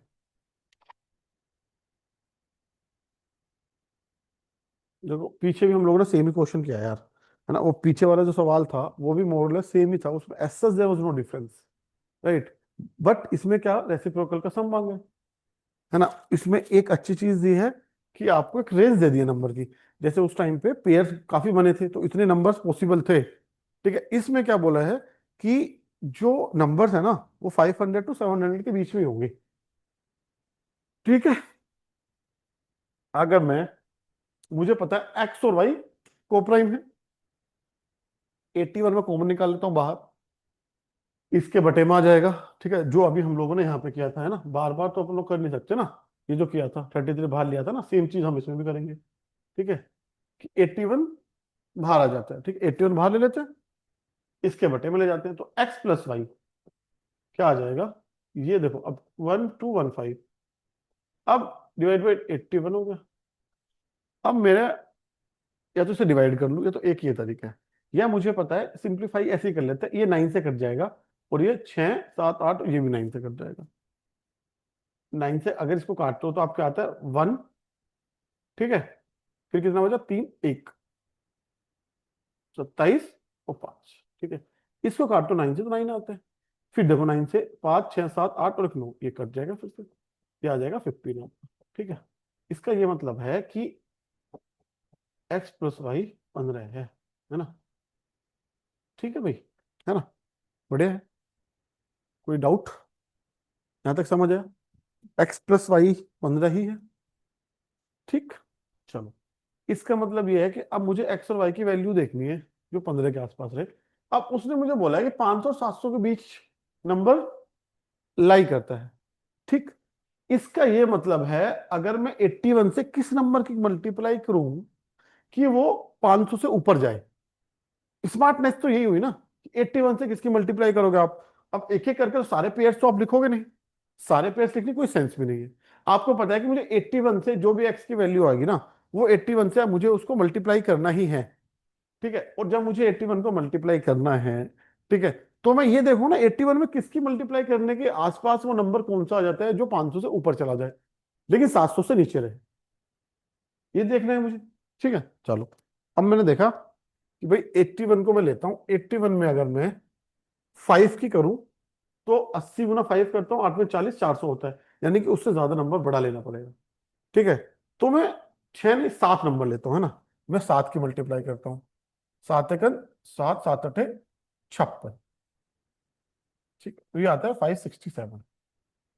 ठीक है ना, 7 7 7 56। ठीक है भाई, 7 की मल्टीप्लाई करने के बाद, और अब मैं एक्स की वैल्यू का 7 ले रहा हूं तो वाई की वैल्यू हो जाएगी 8। तो अगर मैं इसकी 8 में मल्टीप्लाई करता हूँ तो क्या आता है, 8 का ना 8 64। अगर मैं इन दोनों नंबर का टोटल करता हूं तो मेरा 1215 आना चाहिए। ठीक है, तो 5 10 और 11, और 11 और 1 12, ठीक है, 1215। ठीक है, यानी कि मेरे नंबर आ गए, मेरे दो नंबर आ गए, एक 567 आया, ठीक है, और एक आया 648। दो नंबर मेरे आ गए, हाँ ना। चलो, अब मुझे इनका रेसिप्रोकल करना है, रेसिप्रोकल का सम करना है, तो मेरे नंबर आए, मेरा ए- एक नंबर मान लो 567, उसका रेसिप्रोकल 1/567। ठीक है, और दूसरा नंबर मेरा क्या आया, वाई, वी सी 648। 648 आ गया भाई, है ना। तो इसका रेसिप्रोकल 1648 हो जाएगा। ठीक है ना। हाँ, अब मुझे, या तो मैं इनका टोटल करूं फिर, ठीक है, अब मैं इनका टोटल कैसे करूंगा, 1567 प्लस 1/648, एक तो ये तरीका है। अब इसको टोटल या तो आप ऐसे कर लो, ठीक है, या तो ऐसे कर लो आप, एक तो ये तरीका है। अब इसका आपको एलसीएम लेना पड़ेगा नीचे से। अगर मैं इनके फैक्टराइजेशन पे जाता हूँ, ठीक है, देखते हैं कि क्या कॉमन आ जाता है। ठीक, अब मैं बड़े नंबर से फैक्टर कर सकता हूँ, कोई बड़ा नंबर कॉमन है तो कॉमन, भाई तो एलसीएम है, उससे कोई फर्क नहीं पड़ता है। कि 13 और 5 18 और 10 और 18, यानी कि ये 9 से कट जाएगा नंबर। ठीक, अगर मैं 9 से काटता हूँ, 9 5 45, 9 6 54 और 9 3, ठीक है भाई। अगर मैं इधर भी 9 से काटता हूँ, 9 7 63, 9 दूनी 18, ठीक है। फिर से 9 से कट गया, 9 7 63, 9 8 72, ठीक है भाई। ये आ गया मेरा, है ना, ऐसे आ गया। तो अब मेरा जो एलसीएम होगा वो 81 × 7 × 8 होगा। बताओ, ये होगा नहीं होगा? ठीक है, क्योंकि यही मैंने मल्टीप्लाई किया था उसका। 61, 567 कैसे बना था? 81 × 7 करके। ठीक है, तो इससे डिवाइड ये कट जाएगा, तो यहाँ पे 8 आ जाएगा। प्लस 648 कैसे बना था? 81 और 8 की मल्टीप्लाई करके, तो ये 7 आ जाएगा। ठीक, अब ये क्या हो जाता है? 15 ÷ 81 × 7 × 8। ठीक है, अब मुझे पता है मैं सिंप्लीफाई कर सकता हूँ किसे? इसको 3 से काटता हूँ 5, इसको काटता हूँ तो 27। ठीक है, अब मैं ऑप्शंस पे चला जाता हूँ। क्या ऑप्शंस में कुछ ऐसा दिया हुआ है क्या? देखो, 5 तो सारे ऑप्शंस में है। ठीक है, यहां से तो मेरा काम बनेगा नहीं। ठीक है, तो ये ऊपर 5 था, नीचे था 27 × 7 × 8, ये था। ठीक है ना, तो अब नीचे वाला नंबर 9 से यानी कटना चाहिए। ठीक है, अब मैं देखता हूँ, 2 16 ये कटता है।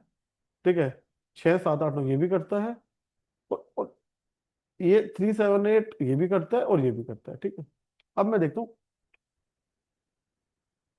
7 से कौन सा नंबर कट रहा है। ठीक है, तो अब ये कटता है 7 से ये नहीं कटता, तो ये यहाँ कट जाएगा। ठीक है, 7 4 8 4 8 ये भी नहीं कट। ठीक, अब 2 नंबर आपके पास बचे।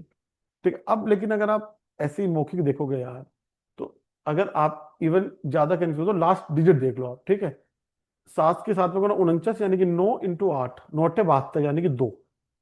2 है, तो मेरे पास एक ही ऑप्शन बचा, 2 वाला, ये। ठीक है, और ये चीज ना आप बहुत पहले भी कर सकते थे, मतलब इतना इतना, क्योंकि मुझे एक्सप्लेन करनी पड़ी ये चीजें। ठीक है, लेकिन ये इतना क्वेश्चन लंबा जाना नहीं चाहिए था, है ना।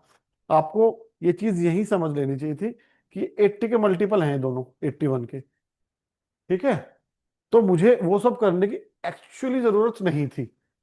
जब रेसिप्रोकल में मैं आया ना, मुझे करने की जरूरत थी नहीं एक्चुअली इतनी सारी चीजें। ठीक, मुझे ये चीज वहीं समझ लेनी चाहिए थी कि यार ये तो ना 81 के मल्टीपल में होंगी चीजें, काफी हद तक, है ना। तो 81 के अगर मल्टीपल में चीजें समझता, तो मैं कहीं ना कहीं ये चीजें इसी ऑप्शन से कहीं सोल्व कर लेता, ये मैं कर सकता था। ठीक है, अगर मैं एलसीएम भी अगर इन दोनों का लेता ना, तो मुझे पता है 7 8 करके मैं करता, 7 + 8 15 हो जाता। ठीक है, 15 को जैसे ही आप सिंप्लीफाई करते, तो 27, अगर आप 27 का मल्टीपल भी देखोगे, तो उससे भी सवाल हो जाएगा, और 7 का देखोगे तो उससे भी हो जाएगा। 7 से देखो ये नहीं करता है, 7 से ये नहीं करता है, तो 7 से बचे कितना? आपको 2 नंबर, 2 नंबर में आप देख लो। और इवन 8 का मल्टीपल देख लो, 8 से कौन सा करता है? ठीक है, 8 से 8 चौक 32, 5 8 ये नहीं करता, खत्म। तो ये 8 से करता है, 6 2 नहीं करता है। ये 8 से करता है, 3 8, 6 8 नहीं करता है। ठीक है, इवन अगर आपको चेक करना था, तो आप डायरेक्टली 8 से आप चेक कर लेते कि भाई 8 का भी मल्टीपल है, तो उससे वो चीजें आसान हो जाती। लास्ट के 3 डिजिट चेक करने थे, 512 की पावर 8 के और 3 ही होता है, 512। तो वहां तक कर सकते थे आप इस सवाल को। तो क्योंकि कैलकुलेशन इतनी ज्यादा हम लोगों को नहीं करनी है, कोशिश करना है कि ऑप्शन से ही हम लोगों का काम चल जाए, है ना। तो अब एक और क्वेश्चन करते हैं हम लोग। Let me see how many questions we are left with. ठीक, अब हमारे पास में 2 से 3 सवाल बाकी है। ठीक है, तो वो कर लेते हैं। ठीक है, then we will wind up this class. ठीक, चलो, ये आप 1 मिनट का टाइम है आपके पास, प्लीज आप लोग करो।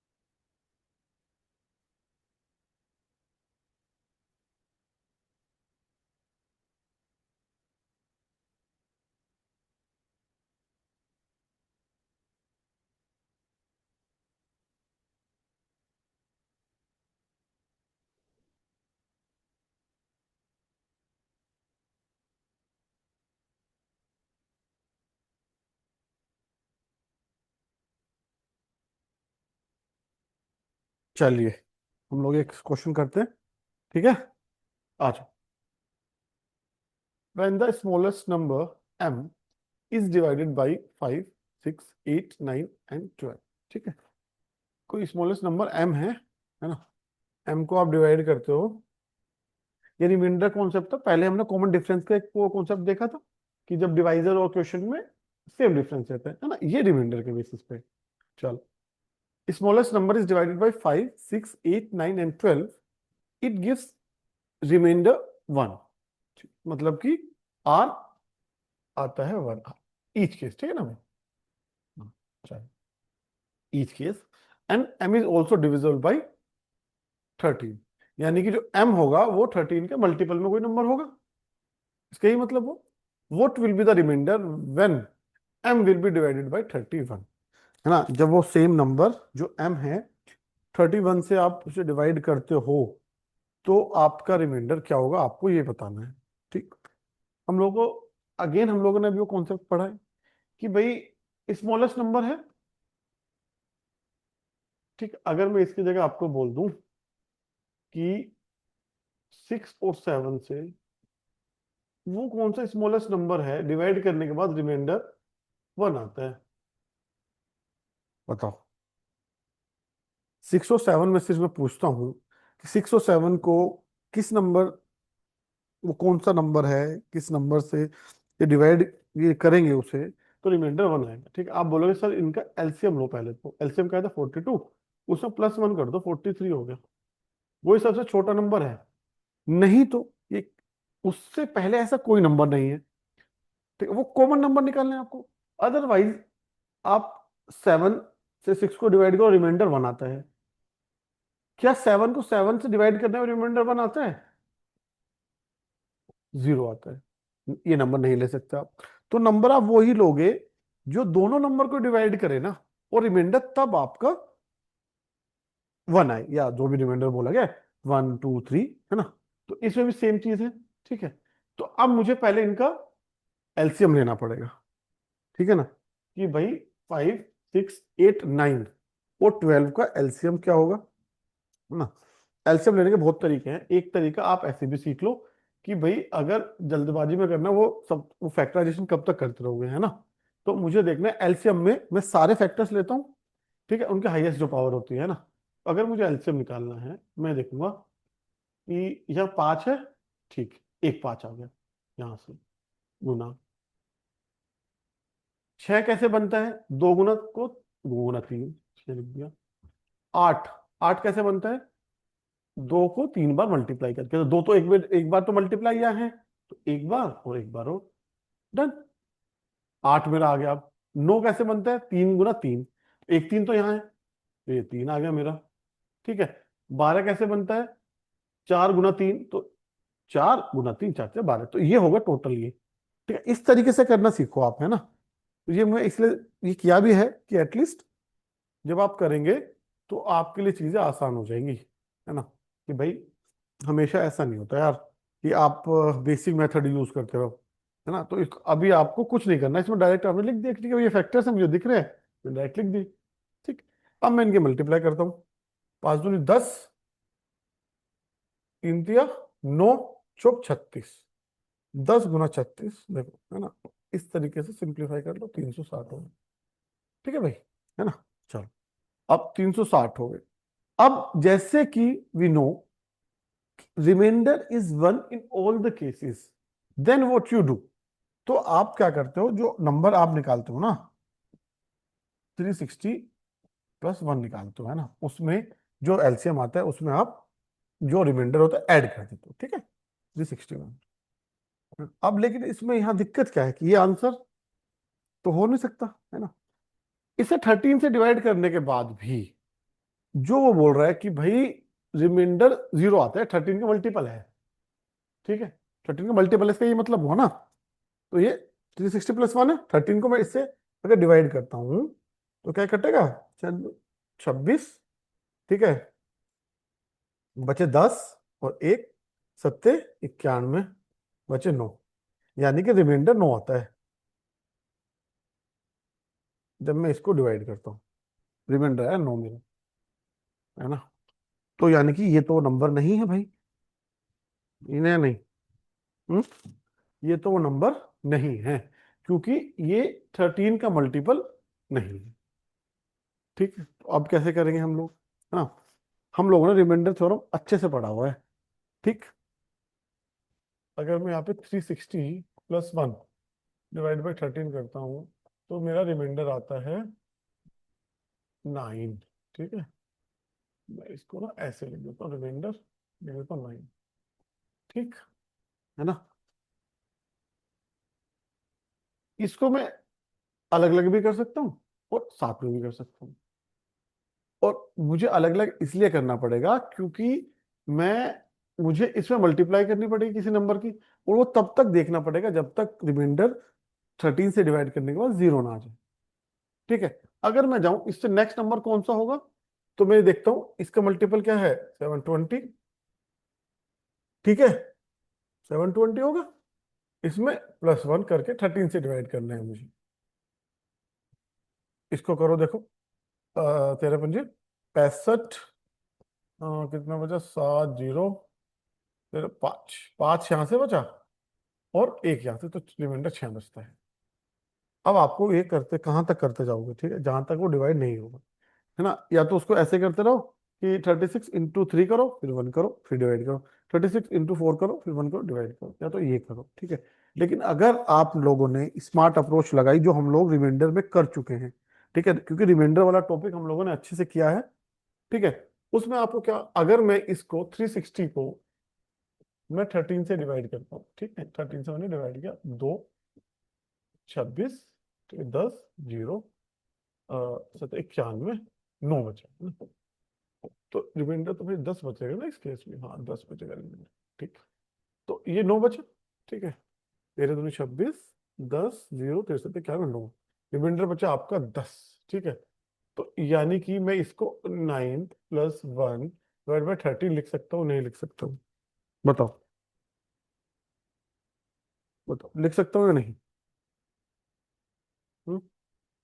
9 + 1 डिवाइड बाई 13, मैं इसको लिख सकता हूँ या नहीं लिख सकता हूँ, ये बताओ। बात एक ही है या नहीं है, जो हम लोगों ने अब तक किया है उसके हिसाब से। हम्म? ठीक, कर सकते हैं। हाँ, अभी आप, या तो आप बहुत ज्यादा कैलकुलेशन पसंद करते हैं, तो आप इस वाले मेथड में जाओ।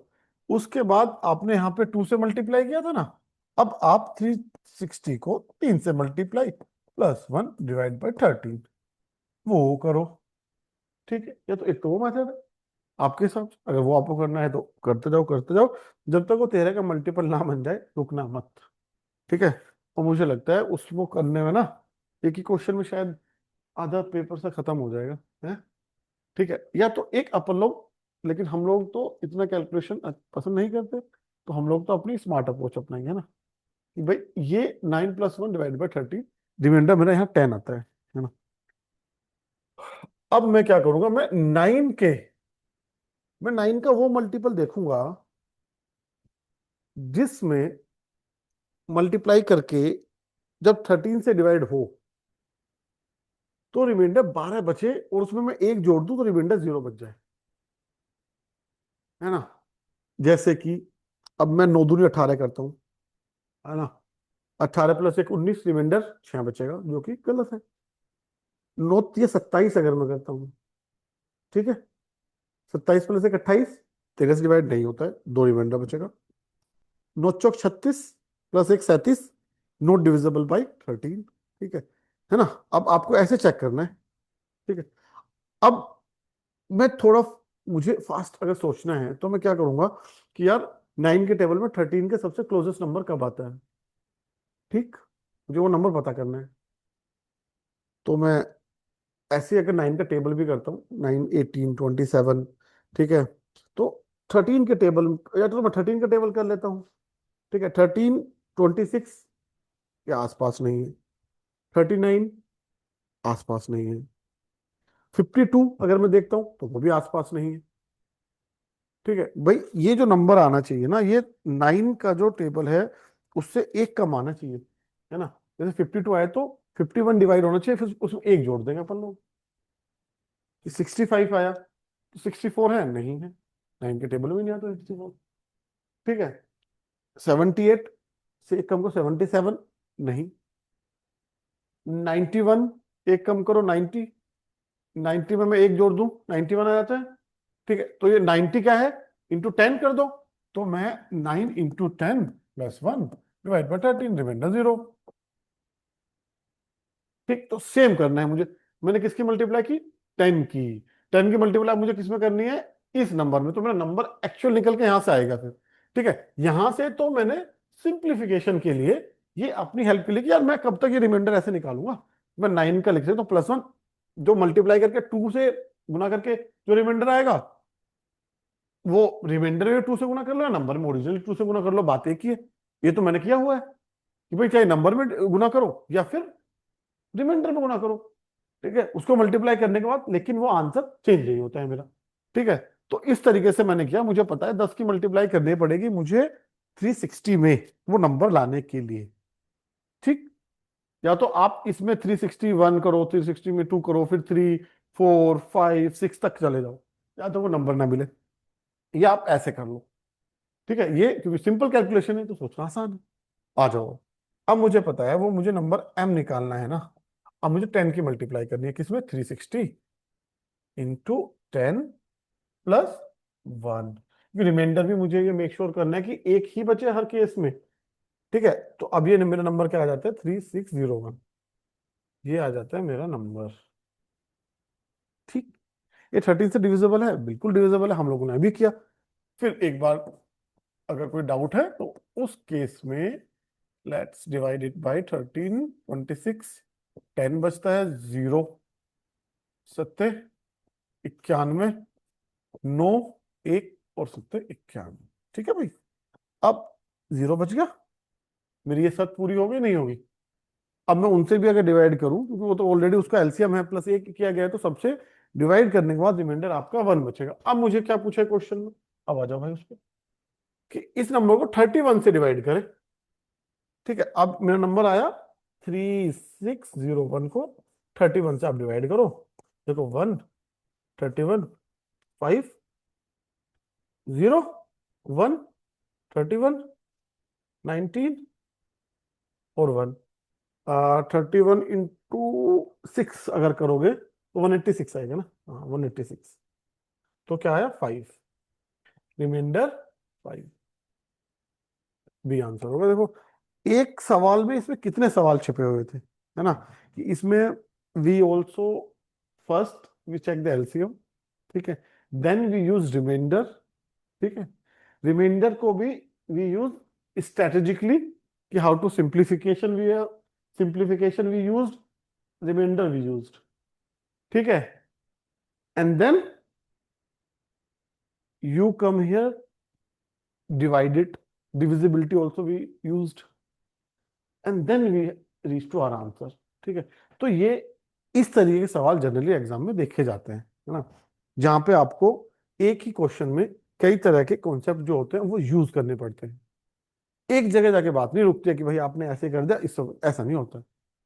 आपको एक चीज को बहुत तरीके से ट्विस्ट करके, दूसरे समझ के, इन डिफरेंट वेज पर्सपेक्टिव से देख के आपको अपना आंसर लेके आना है। ठीक, और ये ऐसे क्वेश्चन होते हैं ना कि यार इसमें एज सच कोई ट्रिक नहीं लग सकती, मतलब ट्रिक कहां से लगे। यहाँ आपने एक बचाया, फिर आपने 13 से डिवाइड कर दिया, उसके बाद आपको 31 से डिवाइड करने के बाद में रिमाइंडर चाहिए।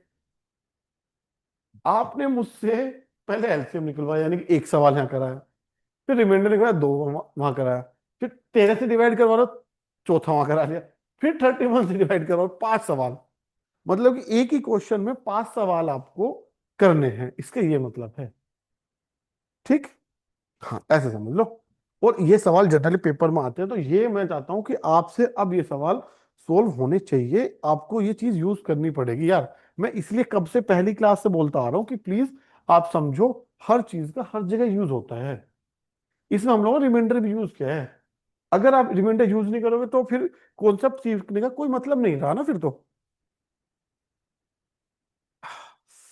भाई उस बात का पॉइंट ही तब है ना कि जब मैं उसे यूज कर रहा हूँ किसी काम में। मैंने कॉन्सेप्ट सीखा तो मैं उसे कहाँ यूज करूंगा, ठीक है, अगर मैं उसे अच्छे से यूज कर रहा हूँ then it has some results for me. If I am not using it and just okay, I just go to know how to calculate remainder, and if someone will ask me directly question from remainder, then only I'll use it or only I will able to solve it. ठीक है, कि आप किसी ने पूछा कि 69 को divide करो 10 से, व्हाट इज द रिमाइंडर. ठीक है, then okay, you again you start dividing 69. No, that is not the point of learning new things na, and shortcuts. You should be in a position now कि number system के the mostly question you should able to handle them. You go previous year questions, whether from CSAT, UPSC, or from your own state, Haryana, UP, whatever it is, try to solve them. ठीक है, सारे नहीं करने. ऐसा नहीं है कि भाई मुझे 100 क्वेश्चन दिए तो सब मुझे 100 के 100 ही करने. नहीं करना है ना यार. क्यों करना, मुझे नंबर तो मुझे पता है कि 33% लेकर आने, मेरा काम हाथ चल जाएगा. तो एटलीस्ट मैं जब मैं 100 क्वेश्चन करूँ ना, 100 क्वेश्चन में मैं इतना कंफर्टेबल हूँ कि 100 में से 50, 60, 70, 80 क्वेश्चन के आसपास मेरे हो जा रहे हैं आराम से. जो बच्चे थोड़े अच्छे हैं वो हो सकता है कि 90 कर दे, 95 कर दे, 100 भी कर सकते हैं, ऐसी बड़ी बात नहीं है. लेकिन अगर आप यहाँ पे 70 to 80 अगर कर ले रहे समहाउ, तो मुझे लगता है फिर आपकी तैयारी ठीक ठाक हो गई है इस पर्टिकुलर टॉपिक की. ठीक, ऐसे समझ लो. अगर आप उसमें जाओगे 100% करना, ऐसा नहीं करना होता, क्योंकि उसकी एक पॉइंट के बाद में उसकी रेट जो आउटकम है वो आनी बंद हो जाएगी. सिर्फ इनपुट आपकी तरफ से जाएगा, आउटपुट उसकी उतनी नहीं आएगी.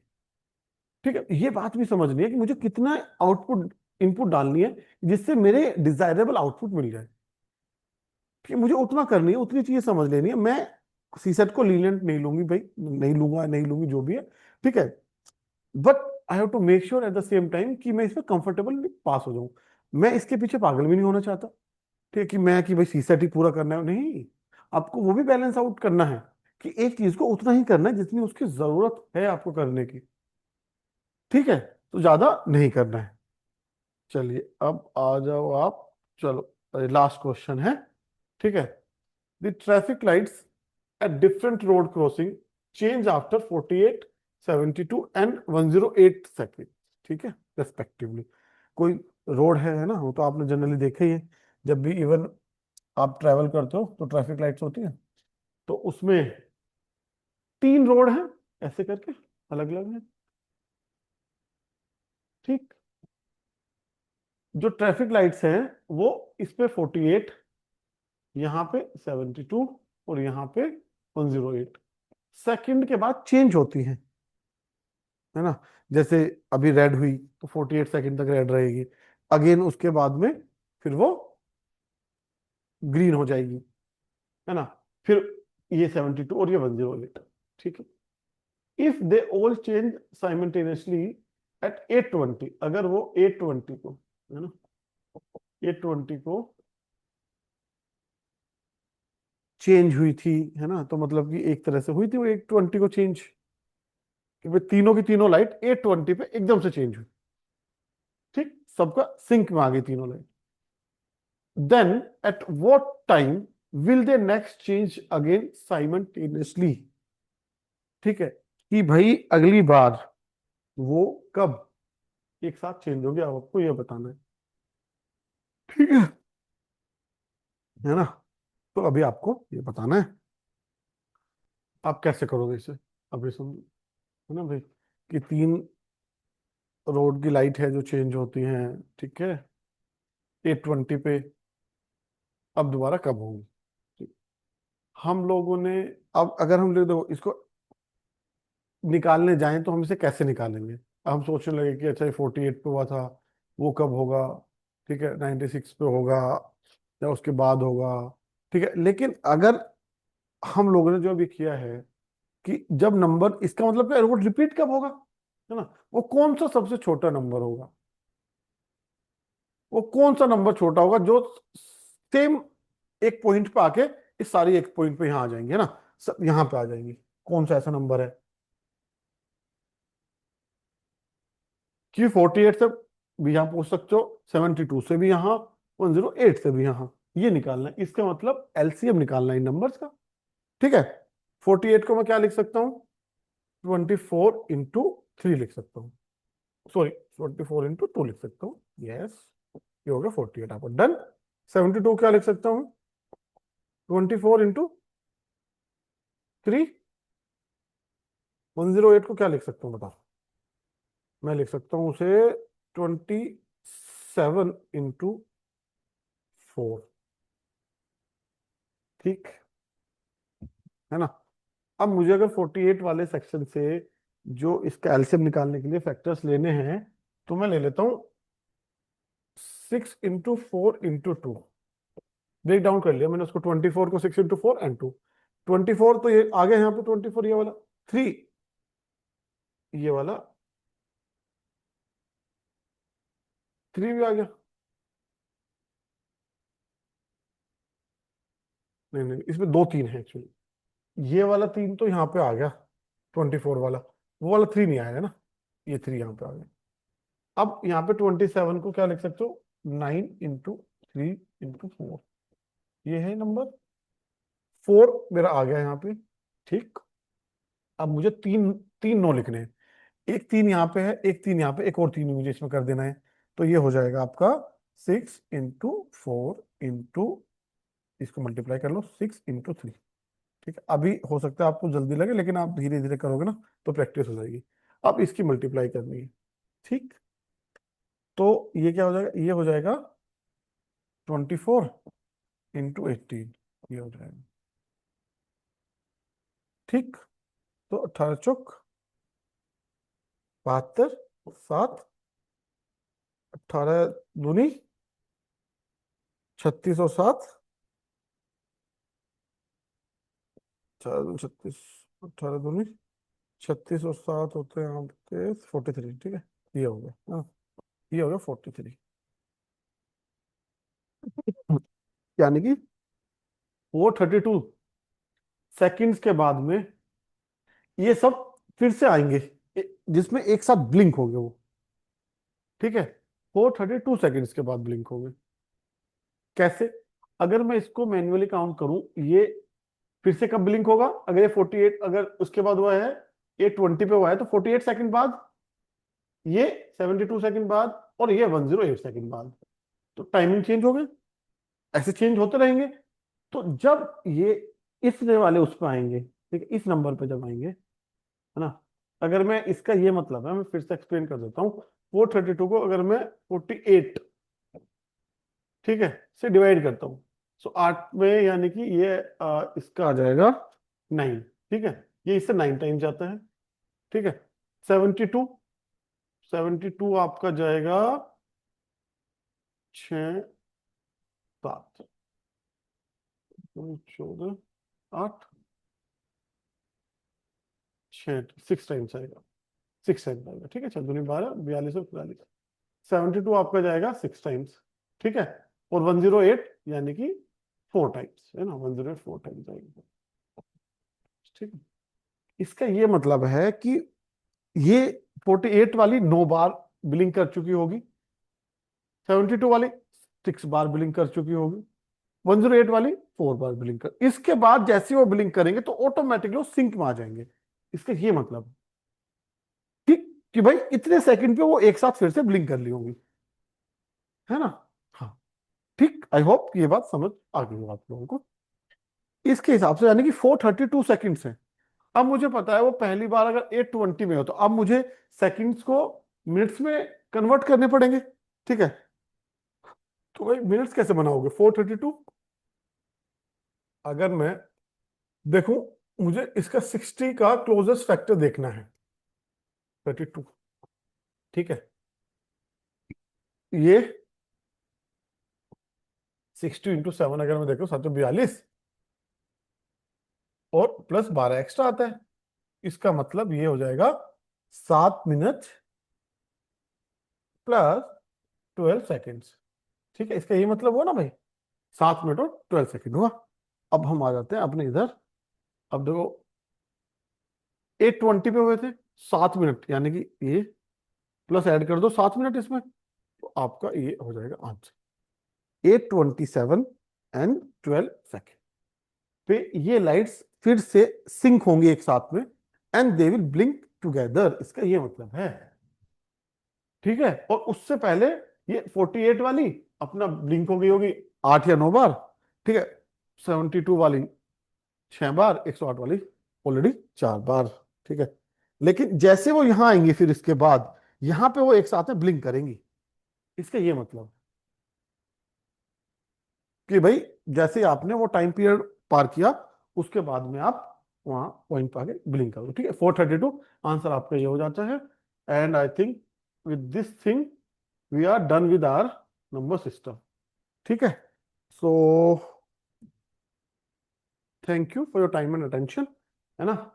कल से we will do new topic, that would be percentage, है ना। That is also I would say again the second most important topic, no doubt about it, ठीक है। वो भी as a topic very very important, है ना। बहुत सारे क्वेश्चंस होते हैं उसके जो आपको करने होंगे, और वो एज ए टूल बहुत जगह काम आता है ना। हम लोगों ने अभी देखा, ये हम कर ही रहे हैं कितने टाइम से, कि भाई एज ए टूल हम लोगों ने चीजें देखी है कि वो कहाँ का कौन कौन सी, कभी यूनिट डिजिट कितना काम आ जाती है, कि रिमाइंडर थ्योरम आ जाती है, एलसीएम एचसीएफ कहीं आ जाता है ना। तो हम लोगों को ये समझना पड़ेगा कि एक बार कॉन्सेप्ट सीखा, ठीक है, उसको जब आप अप्लाई करोगे हर जगह, वहां आपको कैसे अप्लाई करना है, ठीक है। कोई भी मैथ के जितने भी कॉन्सेप्ट हैं, ठीक है, सब इंटरकनेक्टेड है एक दूसरे से। किसी भी टॉपिक के सवाल में कोई भी टॉपिक का आप यूज कर सकते हो, है ना। बशर्ते यह है कि आप उसको सही से समझ के यूज कर रहे हो, तो कोई दिक्कत नहीं यूज करने में, ठीक है। तो कल प्लीज हम लोग यही परसेंटेज के बारे में भी कुछ इस तरह से ही पढ़ेंगे, है ना। कोशिश करेंगे कि मैक्सिमम चीजें उसमें कर ले, ठीक है। तो एटलीस्ट क्योंकि और उसमें भी हर जितने भी कोई भी एग्जाम आप लोगे ना, तो उसमें परसेंटेज एग्जैक्ट अगर टॉपिक्स तो कुछ ऐसा नहीं, नॉर्मल फ्रैक्शंस हैं, ये सब है। साइन लगाते हो आप परसेंटेज का, है ना। Fraction to percentage, fraction to percentage, and percentage of fraction, decimal, all ये सब चीजें होती हैं। लेकिन एज ए टूल वो बहुत इंपॉर्टेंट बन जाता है आपका। बहुत तरह के क्वेश्चन सोल्व करने में उसकी बहुत हेल्प हो जाती है, उस तरीके से वो हेल्प करता है, ठीक है। तो इसलिए मैं चाहता हूँ कि we do the topic very consciously and religiously, कि भाई जिससे हमें दिक्कत ना हो अपने क्वेश्चन करने में, ठीक है। चलिए, for thank you for your time and attention, thank you.